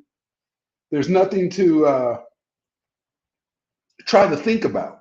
Just tell me what happened. It's like you're a witness to something. How like if you witnessed a car wreck and the cops taking your statement, you don't need a minute to gather your thoughts. He's just like, well, tell me what happened. So like, that's one way I like weed out fake people. If you notice, I always ask the same question. I'm like, well, tell me what happened. I don't want to hear about nothing generic neither. Like, I want to hear your story, not his story, but your story. But your story is the same as his, but it's some certain things that happen to you. That was a good. I appreciate you coming on, Trav. And be sure to leave your channel in the comments. Okay, we got David in here. David says hello. Lisa says, wow, we know he's real. Yeah. Oh, it came back. All right, cool. All right, can you hear me? Can I hear you? I can't hear you, Trav. Hold on. Hold on. Okay, I can hear you now. There. Okay. Yeah. All right, cool. Yeah, I posted a link to the video. That's the one I did yesterday. And then, so there's a lesson for my day and then a deliverance with a prayer that like does it. So I figured. And it's funny you mentioned, you said you do that daily. I was trying to minister to this witch in training, right? Because like Well, this witch don't know she's being trained to be a witch, and I've already been through that stuff. So I'm like, are you doing? I'm like, you doing sigils yet? I'm like, no, you charge your crystal. I'm like, you charge your crystals up. I'm like, you got someone that's your spirit. I'm like, you working with the spirit guides yet? I'm going through this stuff, and I was talking to her. That's one thing. I was talking to another person, and this one person, like, immediately jumped on me. It was like, meeting people, two single people meeting, and they jumped on me. We're like, if you're not about anything serious, you can go on your way. And it was like the third comment into the interaction. I'm like, whoa. I'm like, I'm just curious. What did I say to make you feel that way? And they were like, well, I'm sorry. I've just been, I think you're like most, and I'm like, look, I'm just talking. I don't even know you, but you're already like making this judgment towards me. Agent Smith popped up. And I'm trying to tell him, I'm like, you're harboring all this pain because someone has hurt you and you haven't forgiven them. And if you live, I was getting to the spiritual truth of this conversation was, if you live in a constant state of forgiveness, you will observe each person in each situation for what is really happening, not the things you're still carrying from the past. So I've learned one of my biggest things right before the veil was popped on me. I've told this story right before the veil was popped on me. This was on a Sunday. My mother had told me Friday that she had killed my father, was waiting for me to be in a dark place so she could kill me. And after I was dead, she was going to put my son in the ground. That was on a Friday. She told me that at lunch. That's when the spiritual stuff get all out of hand because my mom's a high-ranking Satanist, right? So Sunday, I woke up with God speaking to me, telling me to call my mom and tell her I forgive her. Wow. My dad had been dead like 18 years. He was the only one in my family that ever loved me. I'm like, how can I? It was on me so heavy. I remember driving around Orange County for like 2 hours going, like, you gotta be out of your mind. She said she killed my dad, was gonna kill me, and the moment I was dead, she's gonna kill my son. I'm like, you want me to call her and say I forgive her? Wow. She really killed your dad? Yeah. So anyway, the pain was so great, I finally did it. And he was like, very good. Now I'm going to bless you. True story. The entire spiritual veil was open. It was like someone hooked cables up to my head and hit the download button. And I'm just like this. What, like you said, the memory, my whole memory got restored like in a millisecond. Bam! Like I didn't know if this world was real. What just happened was real. This world was fake. If I was still alive, what my perception had been recalibrated to where I didn't even know. It was like I was in a whole different world. It was the craziest thing. It was some sci-fi stuff. It is unimaginable. Even to this day, it's like, I mean, once you know God's real, you'll do some crazy stuff. Yeah, you just want to get closer to him. That's like that. And then and he's wise and smart, he'll pull himself away to get you to do something. You know what I mean? When he wants to take you to a new level. You know what I mean? Yeah. It sounds like that's what he did for you. I got issues with my mom too. She's paranoid schizophrenic. My whole life, man. My gosh, I could just sit and talk about all the things, and I haven't talked to her for a while. And God has literally been telling me to talk to her, but I don't want to. And I'm probably because every time I talk to her, all her demons, I'm very sensitive to them. Yeah, you get dumped on. If you call her, you're gonna get dumped I'm on. sensitive to entities to where, because I kick them out all the time. So I'm like an empty vessel. And whenever they get a way in, they just want to like come in fast and whatever. So anyways, whenever I would talk to her a little bit, because she has multiple personalities. She needs like a lot of deliverance, probably. Like she does need a lot of deliverance, but she has multiple personalities. I think that she was gifted, and I think that she hung around some, she got around some devil worshippers that saw she had a gift, and then they started heavily cursing her and trying to keep her down and suppressed, either for that or because of me, because they knew I was coming around and they knew if they could get to her, they could get to me.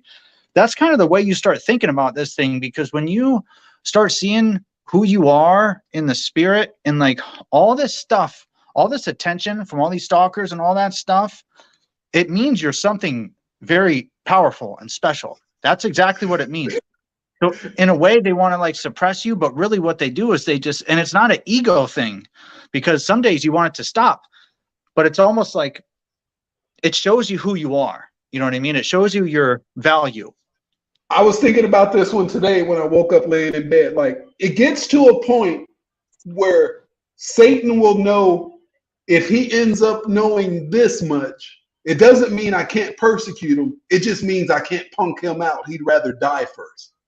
Yeah. So Satan knows once you know too much, that you'll never bow down to him. You'd rather die. So that's when he starts using the people around you, because he can't get you to take the oath. So he'll persecute you with people you care about.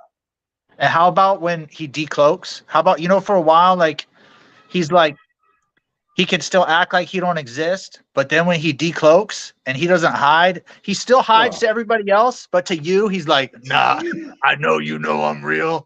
I don't like, he'll, man, I've been attacked through little old ladies. I've been attacked through little kids. I've been attacked through like the weirdest scenarios and situations, man, and like some I just don't even want to say, like how you said, like some the things that like they were saying, like you don't even want to say. You're like, no, I can't say that. It's just easier just to cut certain people off and like never talk to them again, because you can't explain it to them. You can't be like, hey, this is why. It's because this happened. Because listen, like I don't even want to say it right here. Yeah, but this whole the game gets real. Really happened. If I really say this the way it really happened with my personality, people are they're gonna know I'm crazy. Like, I experienced it, I witnessed it, and I'm like, this can't be. Like, listen, Satan's the cruelest, sickest person you could ever imagine. Like, if you got a sick sense of humor, he's sick funny. You're like, man, you think that's funny? Satan is like sick, really sick. The sickest. He's the king of the sick. Psychopath. The Lord of the Flies. How about sometimes like I'll be coming under some spiritual attack, and I'll be fighting it off with prayer, deliverance, and what have you, and like a bug will manifest. Or like one time I was coming under heavy attack, and I'm praying this thing off, spiritual warfare, and it's like when I start to get that confidence in that my prayers are working, it's like it's no longer like a physically debilitating attack where I can't think, I can't pray, I can't any of that stuff. I'm getting like my bearings back. And then after I get my bearings back, then I'm getting like my power, and then I feel God's with me and like my engine's running, and then I'm really coming against that thing, and like a bug will manifest or like some weird thing. Like one time I had a fly, I turn around and when I'm getting my bearings back, a fly was upside down with this, and my house is like clean and spotless, just a fly out of nowhere, upside down on its back with his legs like going like this. Right. Another time I had a dragonfly manifest on a contract. I was getting attacked at this client's house one time, a vicious attack, overcame it by the grace of God. It was incredible. And I was like, it's because I had, and I'm trying to think of why I come under attack and like what the opening was for the devil. And I realized that I signed a contract with this person. Like I had my name on a piece of paper and their name on a piece of paper. And I was like, God, is that how? Because I'm always trying to figure out how, because I got to fight this thing. It's like a life or death, basically. And I have to like look at life like this. And so I'm thinking it might be the contract, and I go to the contract and there's a dead dragonfly on the piece of paper that both their name and my name are on. And I was like, exactly what you're talking about. And then look, Satan always leaves his, I call that, he leaves his signature on things, right? and then makes you look at it and be like, yeah, you know it's me, but nobody would never believe that it's me. Even if you tell them and show them this physical proof, they think you're crazy. And you're just sitting there like, bro, damn it, got me again. And you gotta have like this social intelligence where you can still carry on in the matrix while you're battling someone's demons in front of them, while not letting them know that you're battling their demons. Like you're spiritually sparring with somebody, and whatever binds them up, sometimes I think they know it, other times I think they're oblivious to it, and it really doesn't matter, because that's like part of the game. You got to be like really skilled at being on several different levels at the same time. Exactly. That's the spiritual war. You know what you're describing is when I hear fake Christians going, you got to test the spirit. Well, I asked this person who was the Son of God. They said Jesus Christ. Like, no, when you're really warring with a demon, you're at such a high psychological level, because when you're really in that situation, at least for me, that's when the Most High will turn the Holy Spirit up on me to give me just enough to whoop that demon psychologically into submission and dominate it. And then I'll put the word on them, tell them God loves them, and then roll out of there. You know what I mean? Like I robbed a bank. Something. Spoiled Satan's goods. Dude, that's funny you mentioned it like that. I thought I was the only person that did that. Like, I'm always watching too. There's like 3 conversations going on. I'm trying to handcuff and wrestle this demon and hold him astray so I can talk to this person. So I got a double speak metaphor, spiritual talk to keep the demon at bay, to where it can't get rowdy, to where I can try to revive this person to life with the word. Yes, and not get too Christian before it's time, because that demon will eject that person. You know what I mean? You start bringing the truth and you start bringing God in a real way, and the devil wants to make you their enemy somehow. Exactly. And there's really nothing to go by, but it's like it's crazy. Once you realize you got handcuffs in one hand and hugs and candy in the other, and you're trying to fight a demon and win a soul at the same time. And that's like how God does with me and with us, I think, is he like wrestles these demons and he hugs us at the same time. You know what I mean? It's really cool. I know exactly what you mean. I know exactly what you mean. Whole paradigm shift. And the worst part about it is that nobody else knows. It's like this big, giant takeover, spiritual takeover, hijacking of everybody and everything. And now it's out in the open that people openly worship all this stuff. But it's like nobody knows at the same time. It's the weirdest thing. I don't even know. Got it. Let's see. Unaverage Joe said, "What's the significance of the colors red and white in combination?" Look up the Book of Revelation, the 4 horsemen, red, white, black, and pale. Unaverage Joe. It has something to do with that. That's why the Illuminati colors are black and white and red, and the pale one means death. But that's what it is. Man, this is good stuff. This is good stuff right here. I hope you guys are watching and listening to this stuff. Because like only a person that knows that stuff can talk like that stuff. They ain't got no notes. Even if a person studied a person that really had these experiences, they cannot regurgitate them out in a natural sounding way with pause and natural things that just happens in a person's voice that has a living soul. They can't. You can't imitate. You can't imitate a testimony. Like you can, but it'll sound fake. You know what I mean? It doesn't matter anyway. It's like a testimony is meant for God's people too. Yeah. It's not. One thing I had to learn is there's like it's the tares and the wheat grow together. All these Bible sayings come alive, and there's children of iniquity, there's children of God, there's children of Satan, there's children of God. It's just the way it is. There's the Canaanites, and then it's okay. It's not a bad thing. It's okay. It's the way it is, and it ain't gonna change. It's just the way it is. you know, and the people of the dark, they don't understand the people of the light, just like we don't understand them. How could they be so evil? Like you were saying earlier, how could they be so evil?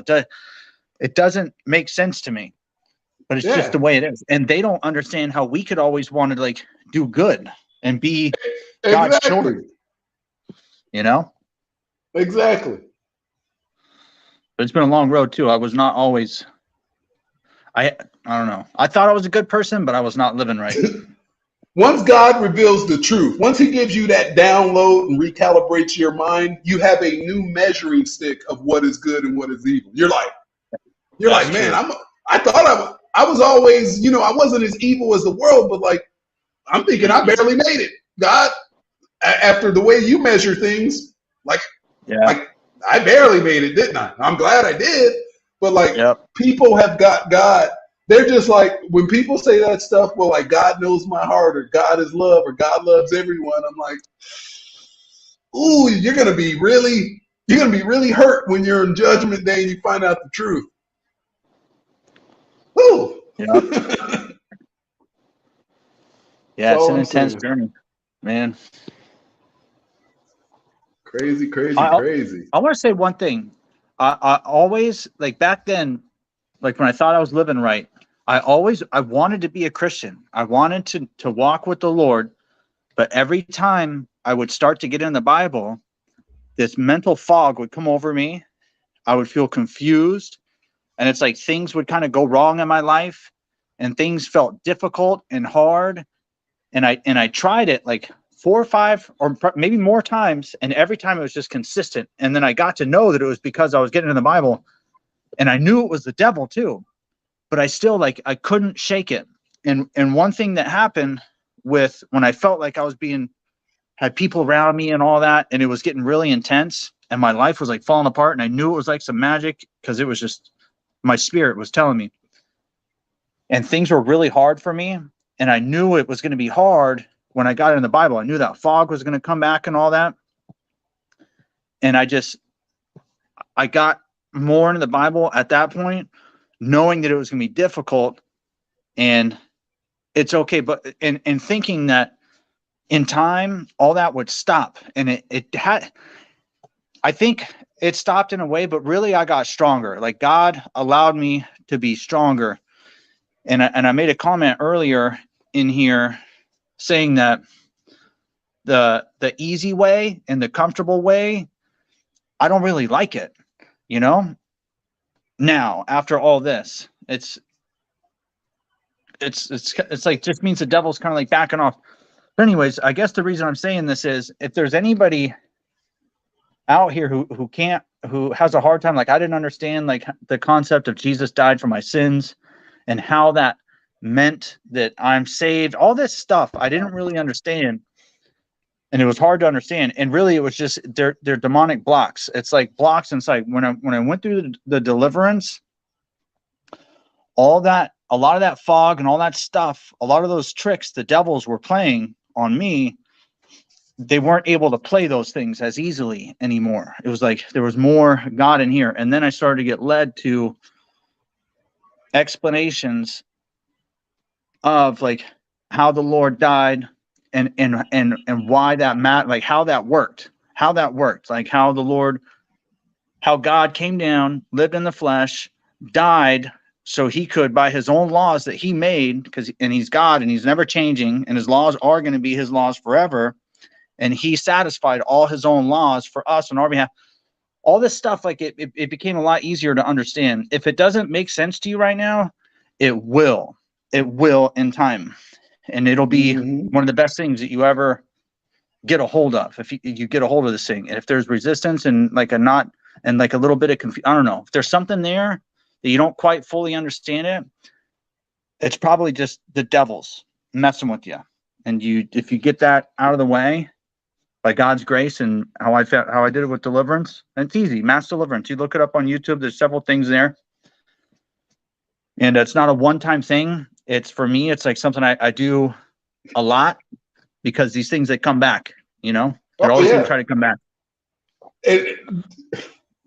Yes. Like Satan will never leave you. But once you know I've been through cycles and I'm not perfect. And I know when Satan pops back up, that same thing you described, the moment you try to get back on track, that's where Satan's throwing monkey wrench. But when you're aware of the game, you're able to, get that deliverance and resist Satan, and he'll flee from you.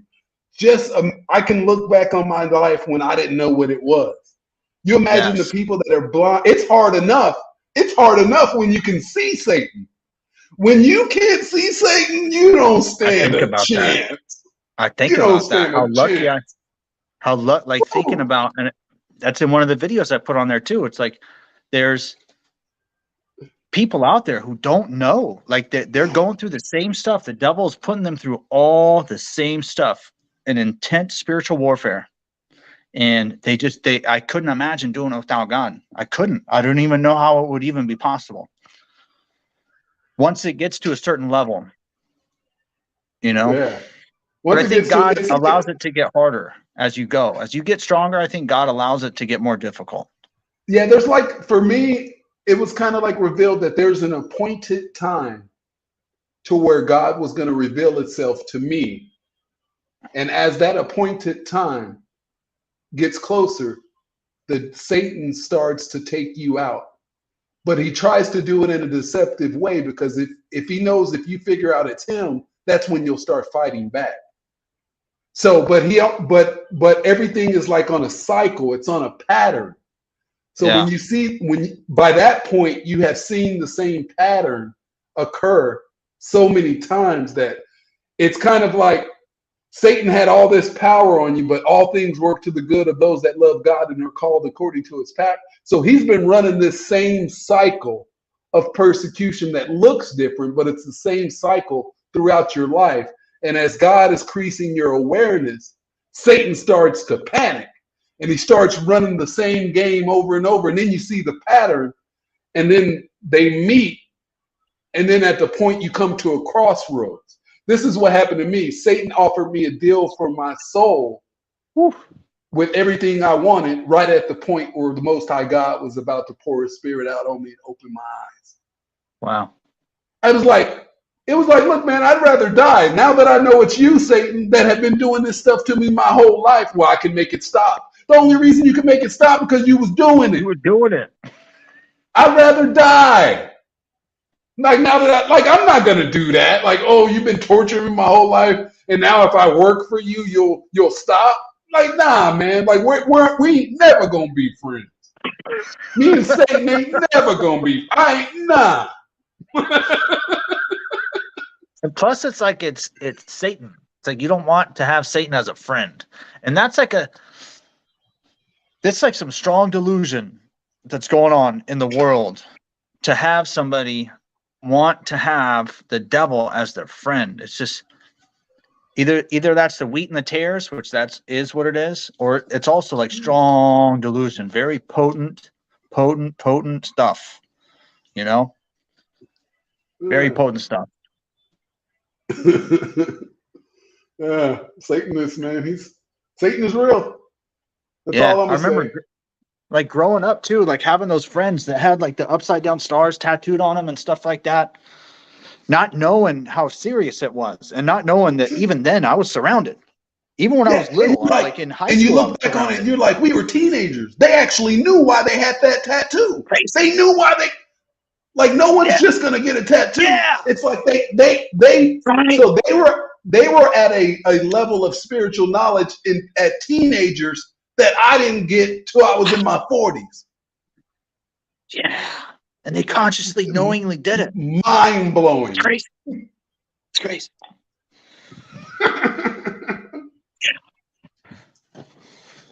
Oh man. I had my kid's mom put my stuff outside because I started going to church how they speak in tongues and do all that. That's really when I started getting into deliverance. And there's sometimes I got attacked by them one time, and they were like, her and my son were coming in and like really coming at you, but it was a devil going through them. And I said out loud, I was like, that's a spirit of rejection. And that spirit of rejection, I command you to leave in Jesus' name. Now, they're not devils. However, that thing was operating through them, and wouldn't you know it, they didn't say one more word. They literally just disappeared and like ran out of the house. And then all of a sudden I'm sitting there in an empty house, like scratching my head, like, wow. You're like, yeah, that works. There's power in it. There's power in it. I've done that People with a are gonna person. It's like an angel slapped them upside the head. It's like they were Yes. acting crazy, and then next thing you know, they were just like in a daze, like nothing happened. You're like, man, this stuff is hilarious. Demons are real. That's all I'm gonna say. Demons are. Yeah. Like, man, gang stalking will prepare you to write like some of the best movies. Could you imagine Yeah. that the movie writing skill? Like Listen. the stuff that I've seen, like this would be some good movies. Yeah. Yeah. Wow. Definitely intense. And then, but one thing God did for me that I really appreciate with the whole program thing, like I started to see like a lot of like one headlight things, and what God, and I haven't really told anybody this, but I've been wanting to, like God, because I began to have like 100%, like I've talked to God a lot, right? So what God did, he trolled this whole system to where he would assign like a meaning. So say for instance, like a one headlight thing, right? God would confirm to me through their own things that they're doing, through their own things, he would confirm something to me through his and my conversation. So in a way, he takes their whole system and flips it with you, and it ends up working for your benefit. And it's like right on all the time. Well, And their it's like- system is made from his. Exactly. Yes. You know, and it's like, it's a step down. Like it's got the same structure, it's just below it. yeah. Right. And I think about it like, okay, there's like, imagine the sun, and not the sun isn't it, but just imagine the sun, and then imagine the sun having like radioactive particles. They could go through walls and go through cars and go through all that stuff and still make it all the way to, so that's like the Holy Spirit's organization ability, arranging everything for the good of those who love him, that just permeates and penetrates everything and aligns it all up. So even though these people are trying to like stop you at every turn and hinder this and block that, that organizational power of the Holy Spirit that works all those things out for the good just goes straight through it all. It's just so incredible. But you got to be like, you got to be as close to God as you possibly can. And if there's like a 0.001% more of being close, like you got to be as holy as you possibly can. That's my only weapon, really. Yeah. It's like my relationship with God. I have to be 100% as close to God as possible. That's like True. That's it. That's the only way you're surviving. I'll be honest, that's not fun for me.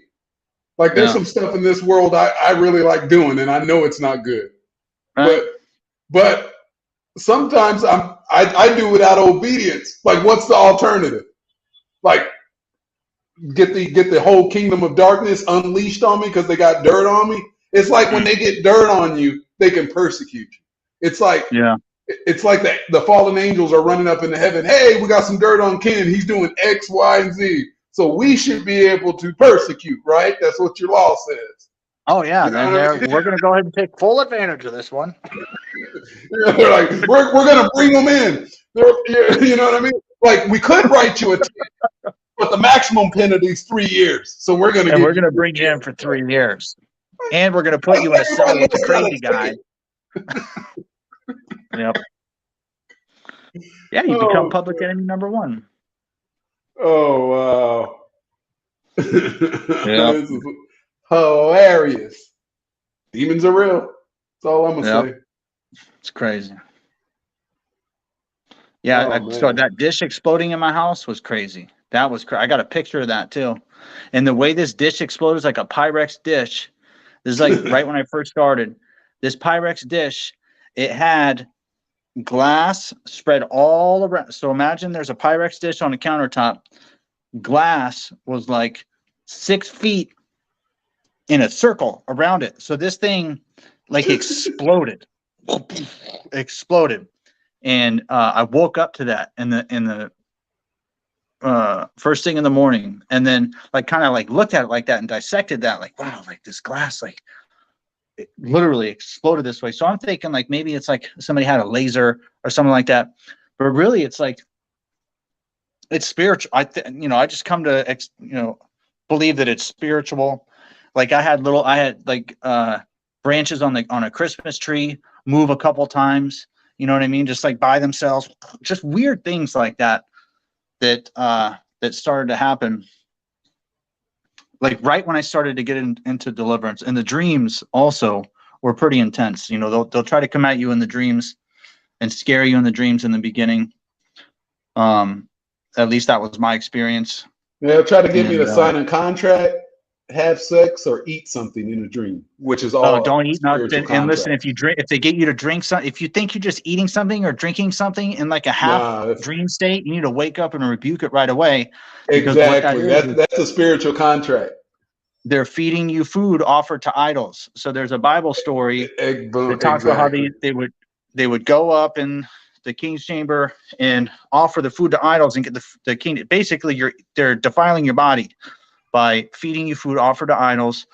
And part of deliverance, if it's a really good deliverance, it'll make you throw up and you'll feel really good after. I mean, like really super good. It's not like a bad throw up. It's a really, really good one. And that's like that food offered to idols that you're getting out of you, and it goes in your body. I could go on and on about this, but you're right. It's, if you wake up from that, you got to rebuke it right away. And then, yeah, not good. I'm hip to the game, man. I'm hip to the game. Not good. Yeah, man. I think I am going to hop out of here and then go into the chat. Do you have an email or something in chat, or? The email is scrolling across the screen. If you can see it on your screen. Hold on. My email is on the screen, and it's also on the Telegram contact. Let me see. I'm gonna hop out of here and look at the YouTube thing real quick. Okay, hold on. Right.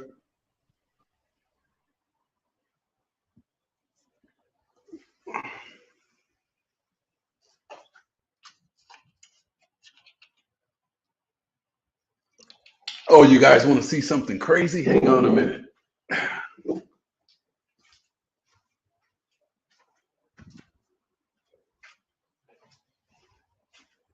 This was like I went to the grocery store today. This was like one of the smallest avocados in the grocery store. Other avocados were twice this big. You guys see how big this is? This was one of the smaller ones they had. That's an avocado.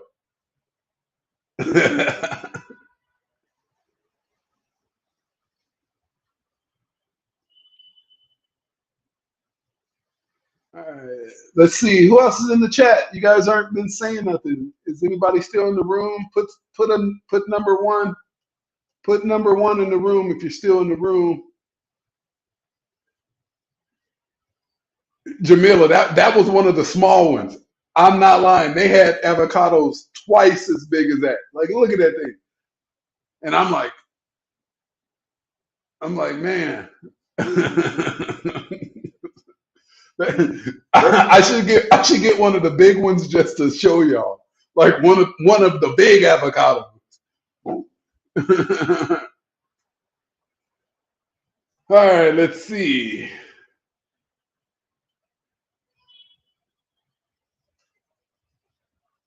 Anybody else would like to come on? I thought something had happened to the chat. Like the chat was quiet while Travis was on. Anybody else wants to come on? There's the link right there. But you got to come down to Columbia for that, Jamila. I got a couple big mangoes over there too, though. I got mangoes almost the same size as that.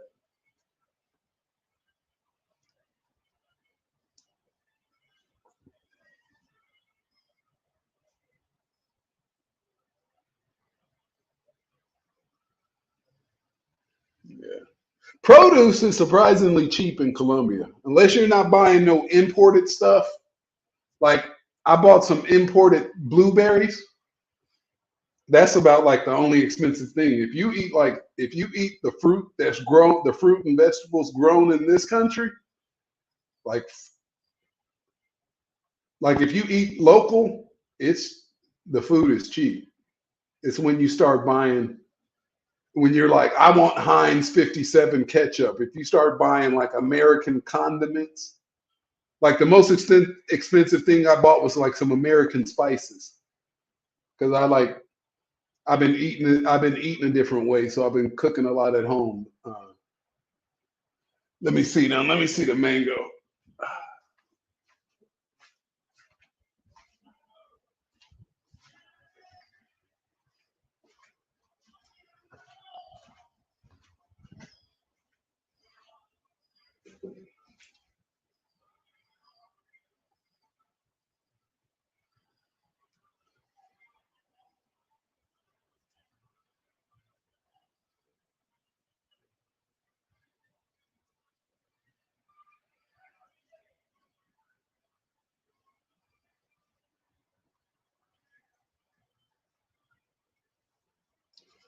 I mean, they pretty much had the same stuff. They didn't have any Lowry's, but I got some.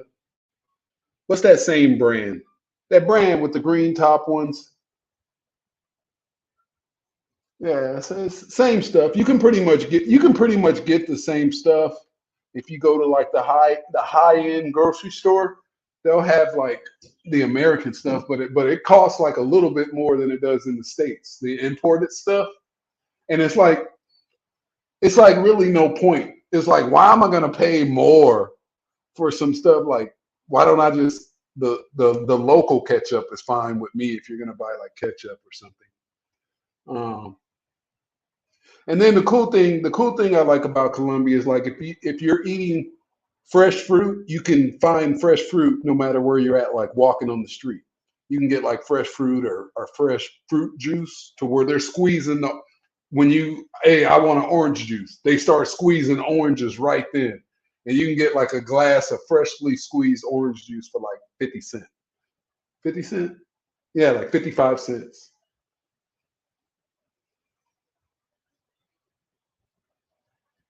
I'd have to pack Lowry's in my bag. I think they have it at the other grocery store, Carulla, but there's a grocery store right across the street from my apartments that I just walk downstairs. And I never buy too much. I go over there like every 2 days and buy some fruit. Oh, let me show you this.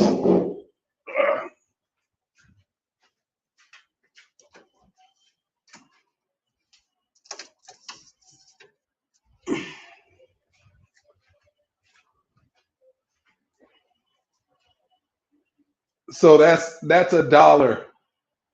That's a dollar for like a quarter of a watermelon is a dollar.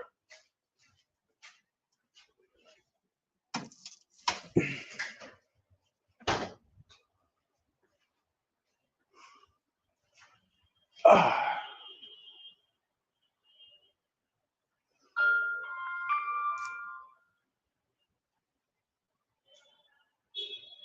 Just got a message about Carnival.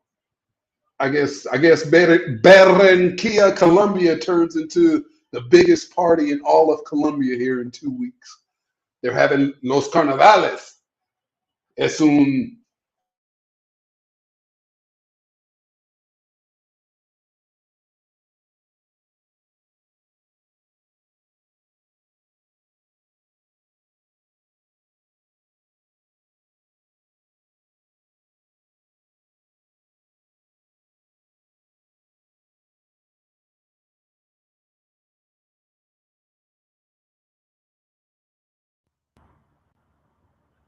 Okay, I'm back now.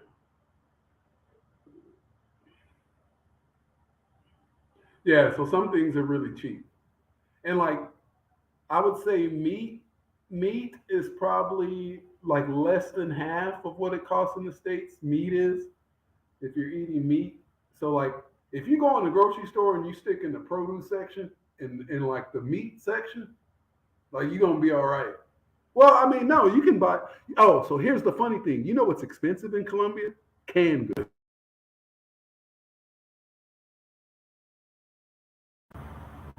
Canned goods is expensive. Hang on, guys.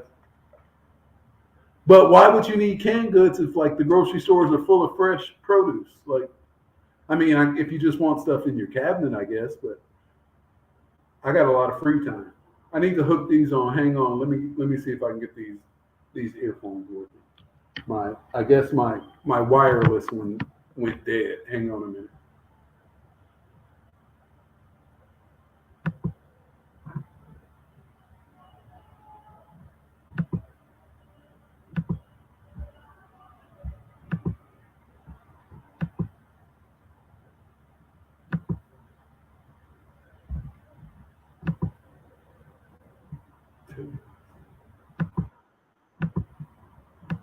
All right, can you guys hear me all right with this wired earpiece? I think my Bluetooth wins. The battery went dead. Let's see. I be watching this guy from Florida talk about cruise news. I haven't watched it in a week or two. Cruise news. I used to sell foreign money for a living. I know all about the Colombian peso. I could live there. Hey, the peso is almost 5,000 pesos for $1. When I moved to Colombia, it was like 3,200 for $1, and now it's almost 5,000. So the Colombian peso has lost like 50% of its value against the dollar in the past 2 years. So,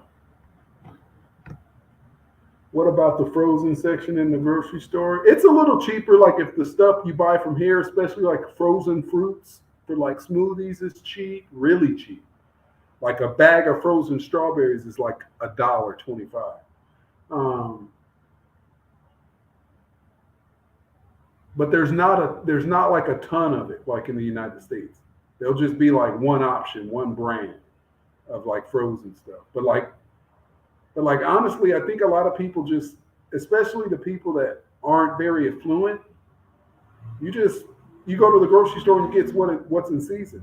And the good thing is the produce lasts a lot longer because a lot of the stuff isn't all pretty. It isn't all GMO'd, so it looks natural. It looks irregular. It lasts a lot longer, especially in the refrigerator. It lasts for like a while before, like bell peppers and stuff like that. It lasts for a while before it starts to wilt. We sold it at a premium at the airport. Never got that high when I was selling it. Okay, yeah, stay out of them airports. I got a Colombian bank account, so I just send money from my U.S. bank account to my Colombian bank account. So I don't even have to deal with. If I get in a bind, I can use my U.S. debit cards at the ATM and withdraw pesos. But I just do it from an app on my phone. I just send money from my U.S. bank account to my Colombian bank account. Mira, mi tarjeta colombiano, Bancolombia.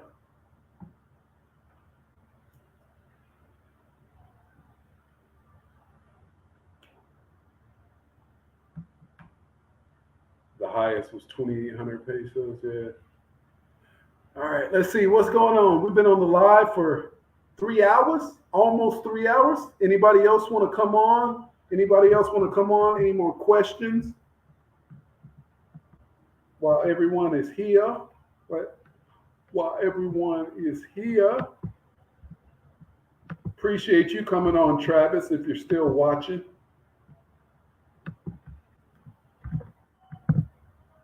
Yeah, I'm in the north, Jamila. Like the north in every city or country is the affluent place. So I live in North Barranquilla, so I wouldn't be down in downtown at this time of night. But yeah, I hear what you're saying.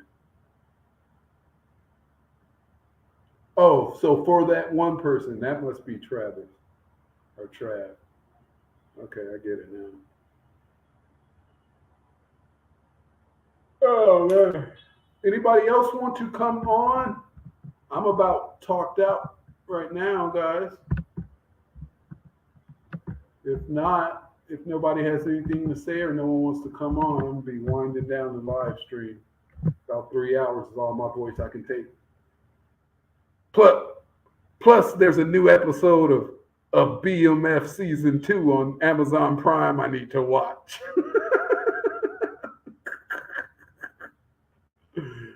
Oh man. Let's see what Big Meech and them were up to. Oh, I cracked myself up. All right. Well, I guess that's going to be it. I appreciate all you guys coming out. Thanks, Trav, for coming on and sharing your experience, man. It was truly a delight to hear your journey and your perspective of being born again. Truly a blessing. 100 Physical on Netflix seems good. Okay, I'll watch that. Oh, what's a good one I started watching last night that I got hooked on? It's a story called A Good Place. It's a Netflix series called A Good Place. It's about people die and they think they're in heaven, but they're not really in heaven. It's a satanic trick. That one's pretty good. I was watching it last night. I'm like, oh man, that looks like exactly how Satan does it. But that's a good one. So Physical 100. Let me make a note of that. Let me send myself a note. Otherwise I'll forget because my memory is messed up. I just got your message on Telegram.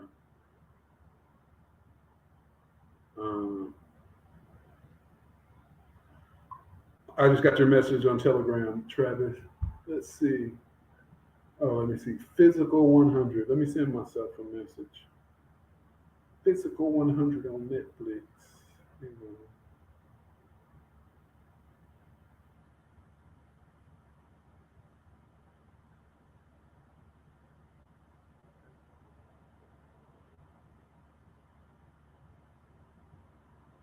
Okay. Okay, yeah, The Good Place. it flipped me out at I was watching the first season last night, and then they revealed to it was really Satan, and people thought they were in heaven, but they were just being gang stalked the whole time. I was like, oh, they got him. I'm like, oh, they got him. They thought they were in heaven being gang stalked the entire time.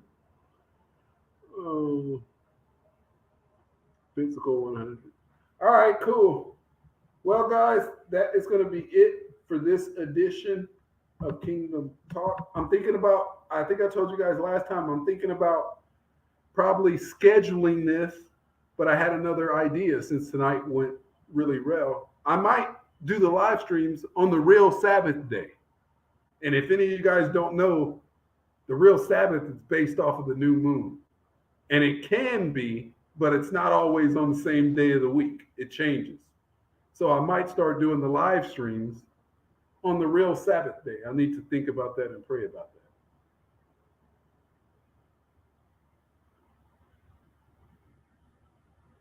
that. Jamila's like, I'm good on that, Ken. I'm trying to watch positive stuff. This world is busted. I get it. I still like watching my BMF. I'm glad season 2 is. I watch BMF with Big Meech. So I get to watch an episode of that. So I'm probably going to watch that and then roll into continuing watching The Good Place. I'm surprised I never ran across The Good Place until last night. But no, I totally get you, Jamila.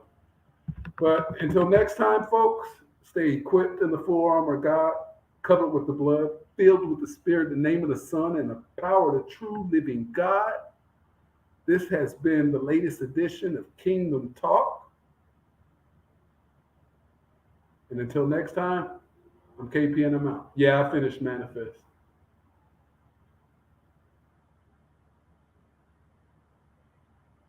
All right, cool. Till next time, stay blessed, fam.